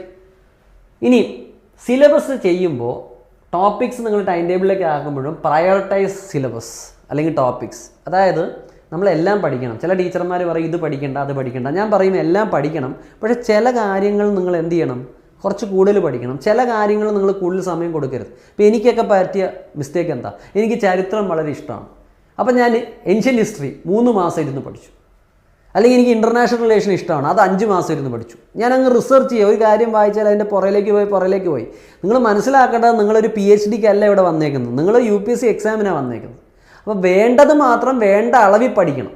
അതും ഒരു കേപ്പബിലിറ്റിയാണ്. അതും പല കുട്ടികളുടെയും ഫെയിലിയറിൻ്റെ കാരണമാണ്, കോച്ചിങ് എടുത്തവരും എടുക്കാത്തവരുടെ. എനിക്ക് ഈ സബ്ജക്റ്റ് ഇൻട്രസ്റ്റ് ആയതുകൊണ്ട് ഞാൻ ഒത്തിരി പഠിച്ചു, ഇൻട്രസ്റ്റ് ഇല്ലാത്ത സബ്ജക്റ്റ് ഞാൻ ഉഴപ്പി. ആ പരിപാടി ഇവിടെ നടക്കില്ല. നിങ്ങൾക്ക് ഓരോ സബ്ജക്റ്റിനും ഓരോ ഇമ്പോർട്ടൻസ് ഉണ്ട്. എല്ലാം നിങ്ങൾ പഠിക്കണം, പക്ഷേ ചിലത് കൂടുതലും ചിലത് കുറവും പഠിച്ചാൽ മതി. അല്ലെങ്കിൽ സമയം അത്ര അലോക്കേറ്റ് ചെയ്യാവും. വേൾഡ് ഹിസ്റ്ററിക്ക് നിങ്ങൾ 3 മാസം അലോക്കേറ്റ് ചെയ്തു, എത്തിക്സിന് 2 ആഴ്ച അലോക്കേറ്റ് ചെയ്തു. You are doing A mistake. കാരണം എത്തിക്സ് ഒരു പേപ്പറാണ് 250 മാർക്കിൻ്റെ. വേൾഡ് ഹിസ്റ്ററിയിൽ നിന്ന് ലിമിറ്റഡ് ക്വസ്റ്റ്യൻസ് വരും.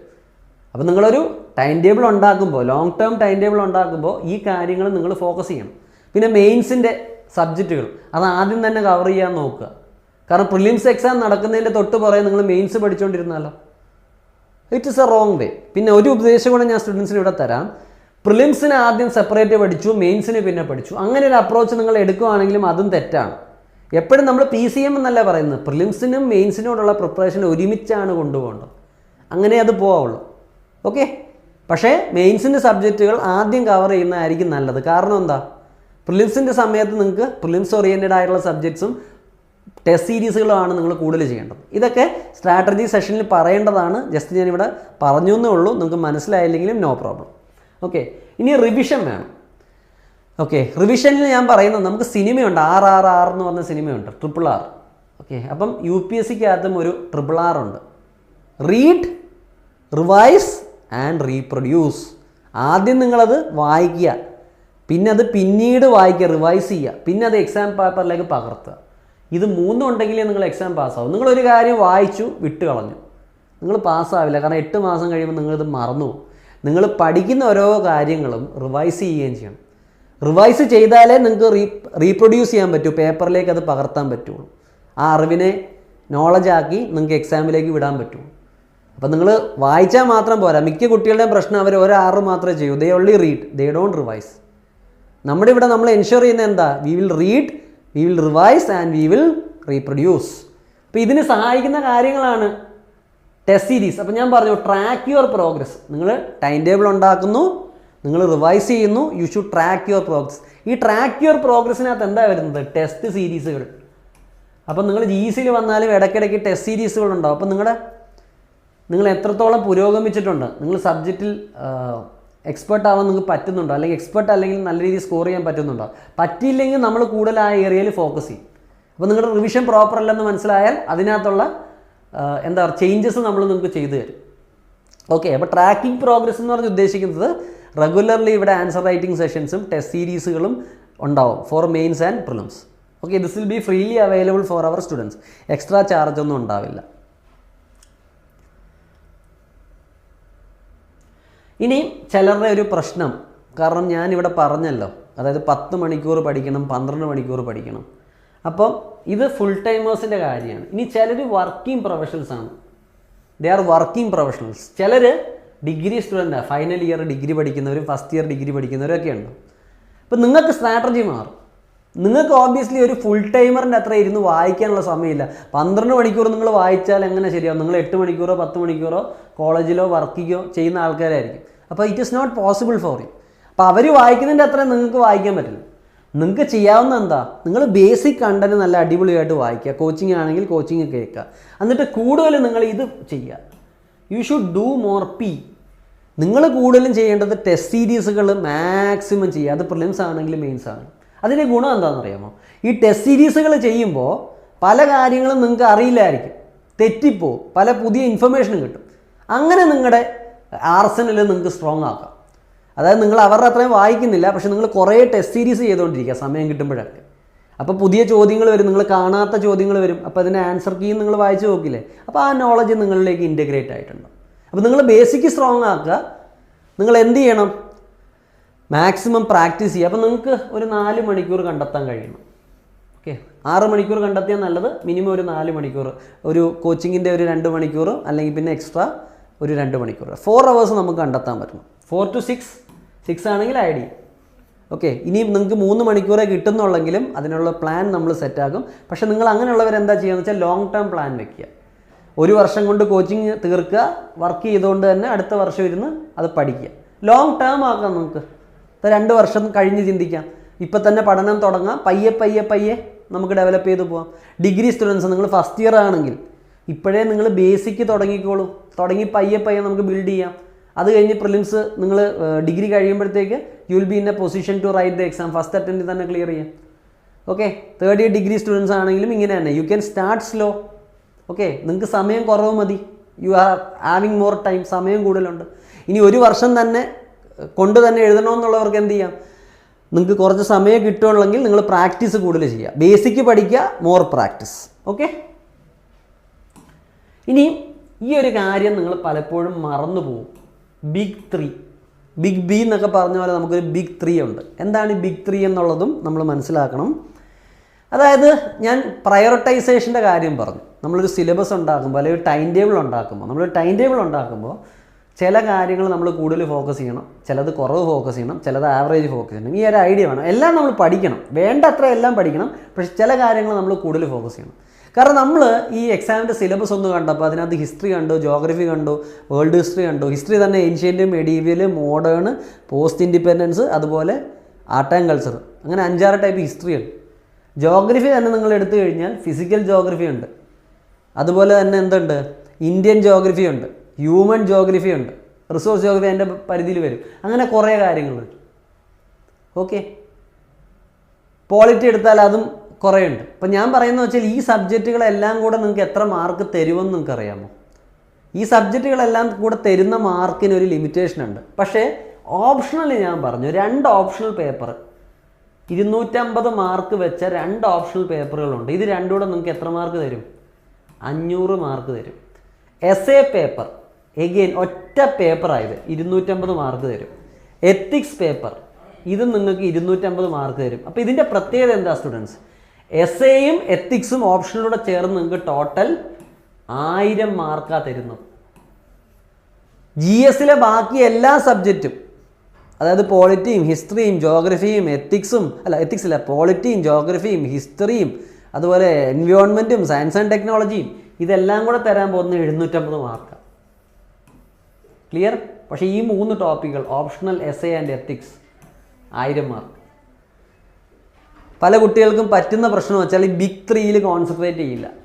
ബാക്കി ജി എസ് സബ്ജക്റ്റുകൾ എല്ലാ കുട്ടികളും ഒരുമാതിരിയൊക്കെ പഠിക്കും. നിങ്ങൾക്ക് അഡ്വാൻറ്റേജ് വരാൻ സാധ്യതയുള്ളത് ഈ പേപ്പറുകളിലാണ്. എസ്ഐയിൽ നിങ്ങൾ കൂടുതൽ സ്കോർ ചെയ്തോ, എത്തിക്സിൽ സ്കോർ ചെയ്തോ, ഓപ്ഷനിൽ കൂടുതൽ സ്കോർ ചെയ്തോ, ഇവിടെ നിങ്ങൾക്ക് എഡ്ജ് ഉണ്ടാക്കാൻ സാധിച്ചാൽ നിങ്ങളുടെ സെലക്ഷൻ്റെ പോസിബിലിറ്റി വളരെ കൂടും. പലരും ഈ എസ്ഐ എത്തിക്സും വലിയ രീതിയിൽ പഠിപ്പിക്കില്ല അല്ലെങ്കിൽ ഫോക്കസ് ചെയ്യില്ല. ഇവിടെ നമ്മൾ നിങ്ങളെ സ്ട്രോങ് ആക്കും in GEC. We are going to make you strong in this areas. അപ്പോൾ ഈ 1000 മാർക്കിൽ അഡ്വാൻറ്റേജ് കിടക്കുന്നു. ഓപ്ഷണലിന് തീരെ മാർക്ക് കുറഞ്ഞാൽ സെലക്ഷൻ്റെ പോസിബിലിറ്റി വളരെ കുറവാണ്. കാരണം GSൽ എല്ലാവർക്കും ഒക്കെ ഏകദേശം 1 മാർക്കൊക്കെ കിട്ടും. പക്ഷേ ഓപ്ഷനിൽ നിങ്ങൾ സ്കോർ ചെയ്യണം. ഇപ്പോൾ നിങ്ങൾ 500 മാർക്കാണെങ്കിൽ നിങ്ങൾ ഈ 270 പ്ലസ് ഒക്കെ കിട്ടണം. 300 കിട്ടിയാൽ ഗുഡ്, 300 പ്ലസ് കിട്ടിയാൽ വെരി ഗുഡ്. പക്ഷേ ഒരു 270, 280 നിങ്ങൾ എത്താൻ നോക്കണം. മിനിമം ഒരു 260 എങ്കിലും. അപ്പോൾ optionally you have to score good. എത്തിക്സിലും എസ്ഐയിലാണെങ്കിൽ you have to score above 100. അങ്ങനെയാണെങ്കിൽ you are going in a good way. എസ്ഐക്കൊക്കെ 140 വരെ എത്തിയവരുണ്ട്. ഓക്കെ, ഏറ്റവും കൂടുതൽ എത്തണമെന്ന് പറയില്ല, പക്ഷേ ഓപ്ഷനിലും എസ്ഐക്കും എത്തിക്സിലും നിങ്ങൾക്ക് നല്ലോണം സ്കോർ ചെയ്യാൻ പറ്റണം. This will give U N additional advantage. അപ്പോൾ ഇവിടെ നിങ്ങൾ കൂടുതൽ സ്കോർ ചെയ്താൽ ബാക്കി 750 GS പേപ്പറുകളുടെ ഒരു ആവറേജ് പെർഫോമൻസ് ഉണ്ടെങ്കിൽ you will get through the exam. അപ്പോൾ ഓപ്ഷണൽ എടുക്കുമ്പോൾ ശ്രദ്ധിക്കണം. How to choose an optional separate class നിങ്ങൾക്ക് വരും. Okay, how to do answer writing separate class വരും. How to read newspaper separate class വരും. ഇത് ഒരു ഓറിയൻറ്റേഷൻ മാത്രം കേട്ടോ, ഏകദേശം കാര്യങ്ങൾ ഞാൻ പറഞ്ഞു തരുന്നു എന്നേ ഉള്ളൂ. ഇനി അവസാനത്തെ പാട്ടിലേക്ക് നമ്മൾ വന്നു. Why GEC IAS? നമ്മളൊരു പുതിയ സ്ഥാപനമാണ്, പക്ഷെ നിങ്ങൾ മനസ്സിലാക്കേണ്ടത് എഡ്യൂക്കേഷൻ ഫീൽഡിൽ ഒരിക്കലും നമ്മൾ പുതിയ സ്ഥാപനമല്ല. We have been here. Okay, അപ്പോൾ നമുക്ക് ഒരു മെൻറ്റാലിറ്റി ഉണ്ട്, എല്ലാത്തിലും ബെസ്റ്റ് ആവണം എന്നുള്ളത്. ആ മെൻറ്റാലിറ്റി നമ്മൾ ഇവിടെയും കീപ്പ് ചെയ്യുന്നുണ്ട്. അപ്പോൾ GECയിൽ ഒരു കാര്യം നമ്മൾ നിങ്ങൾക്ക് പ്രോമിസ് ചെയ്യുന്നു, കോംപ്രഹെൻസീവ് സിലബസ് കവറേജ്. സിലബസിലുള്ള എല്ലാ പോയിൻറ്റും നമ്മൾ വളരെ പ്രോപ്പറായിട്ട് കവർ ചെയ്യും. പലരും ചെയ്യുന്നതെന്ന് വെച്ചാൽ സിലബസ് കവർ ചെയ്യില്ല. നിങ്ങൾ പഠിക്കേണ്ട സബ്ജക്റ്റുകൾ തീർക്കണ്ടേ, അത് ടൈംലി ആയിട്ട് തന്നെ നമ്മൾ എന്ത് ചെയ്യും? We will cover this 100% guarantee. പിന്നെ we will have multiple learning modes. നിങ്ങൾക്ക് ഓഫ്ലൈൻ വരണമെങ്കിൽ അങ്ങനെ വരാം, ഓൺലൈൻ ആണെങ്കിൽ അങ്ങനെ. റെക്കോർഡഡ് ബാച്ചസ് ആണ് നിങ്ങളുടെ എന്താ പറയുക, ഒരു കൺവീനിയൻസിന് വേണ്ടി റെക്കോർഡഡ് ബാച്ചും ഉണ്ട്, ഹൈബ്രിഡ് ബാച്ചും ഉണ്ട്. അപ്പോൾ മൾട്ടിപ്പിൾ മോഡ്സിൽ നമുക്ക് ബാച്ച് അവൈലബിൾ ആണ്. പിന്നെ we will have expert faculties. ഓരോ സബ്ജക്റ്റിലും ബെസ്റ്റ് ഫാക്കൽറ്റീസിനെ നമ്മൾ നിങ്ങൾക്ക് വേണ്ടി അറേഞ്ച് ചെയ്യുന്നതായിരിക്കും. എക്സ്പീരിയൻസ് മാത്രമല്ല, they will have expertise. Expertise is what matters. Okay, പിന്നെ 1-to-1 മെൻറ്റർഷിപ്പ് കാണും. ഓക്കെ, റെഗുലർ ആയിട്ട് മെൻറ്റേഴ്സ് നിങ്ങളുമായിട്ട് ഇൻട്രാക്ട് ചെയ്യും. നിങ്ങളുടെ പഠനം ഉഴപ്പിപ്പോയി കഴിഞ്ഞാൽ അല്ലെങ്കിൽ ദിശ തെറ്റിപ്പോയി കഴിഞ്ഞാൽ we will get you back into the track. അതിൻ്റെ ഗ്യാരണ്ടി നമുക്കുണ്ട്. ക്ലിയർ? ഓക്കെ, ഇനി വീക്ക്ലി അസസ്മെൻറ്റ്സ് ഉണ്ടാവും. അതായത് നിങ്ങൾക്ക് വീക്ക്ലി ടെസ്റ്റുകൾ ഉണ്ടാവും, ആൻസർ റൈറ്റിംഗ് പ്രാക്ടീസ് ഉണ്ടാവും. After your getting into studying mode we will provide U weekly test and weekly answer writing sessions. അതുപോലെ കോംപ്രഹെൻസീവ് ടെസ്റ്റ് സീരീസ് വേറെ. മെയിൻസിൻ്റെ ടെസ്റ്റ് സീരീസും പ്രിലിംസിൻ്റെ ടെസ്റ്റ് സീരീസും നമ്മൾ ഫ്രീ ആയിട്ട് ഇതിൻ്റെ കൂടെ കൊടുക്കുകയാണ് വിത്ത് യുവർ PCM പർച്ചേസ്. മെയിൻസിൻ്റെ ടെസ്റ്റ് സീരീസും പ്രിലിംസിൻ്റെ ടെസ്റ്റ് സീരീസും. അത് കൂടാതാണ് വീക്ക്ലി നമ്മൾ നടത്തുന്ന മിനി ടെസ്റ്റുകൾ, answer writing sessions and your weekly test series. രണ്ടാണ്. നിങ്ങൾക്ക് കോംപ്രഹെൻസീവ് ആയിട്ടുള്ളതും കിട്ടും, വീക്ക്ലി ആയിട്ടുള്ളതും കിട്ടും. പിന്നെ നമുക്ക് ഡൗട്ട് ക്ലിയറിംഗ് സെഷൻസ് ഉണ്ടാവും. നിങ്ങളുടെ പ്രശ്നങ്ങൾ അല്ലെങ്കിൽ ചോദ്യങ്ങൾ പരിഹരിക്കാൻ സെപ്പറേറ്റ് ഡൗട്ട് ക്ലിയറിംഗ് സെഷൻസും ഇടയ്ക്കിടയ്ക്ക് ഉണ്ടാവും. അതുപോലെ തന്നെ ക്ലാസ്സിൻ്റെ എൻഡ് ആകുമ്പോഴത്തേക്ക് ആ സമയത്ത് എക്സ്ക്ലൂസീവ്ലി ഫാക്കൽറ്റി ഇവിടെ ഉണ്ടാവും. You can ask your doubts. പിന്നെ എക്സ്ക്ലൂസീവ് ആയിട്ടുള്ള വാല്യൂ ആഡഡ് മെറ്റീരിയൽസ് നമ്മൾ പ്രൊവൈഡ് ചെയ്യും. And I am guaranteeing that materials will be different. Okay, അത് നിങ്ങൾക്ക് ആ മെറ്റീരിയൽസ് കിട്ടും, മനസ്സിലാവും. പിന്നെ ബാക്കി ഒരു ഇൻസ്റ്റിറ്റ്യൂട്ടും സ്ട്രെസ് ചെയ്യാത്ത പക്ഷേ ഏറ്റവും ഇമ്പോർട്ടൻ്റ് ആയ ഒരു ആസ്പെക്റ്റ് ഞാനിവിടെ സ്ട്രെസ് ചെയ്യാണ്, സൈക്കോളജിക്കൽ അസിസ്റ്റൻസ്. കാരണം we are having trained doctors here. നമ്മുടെ ഫാക്കൽറ്റീസ് കാണും. They will provide you the psychological assistance. Okay, counselling ആണെങ്കിലും നമ്മൾ പ്രൊവൈഡ് ചെയ്യും.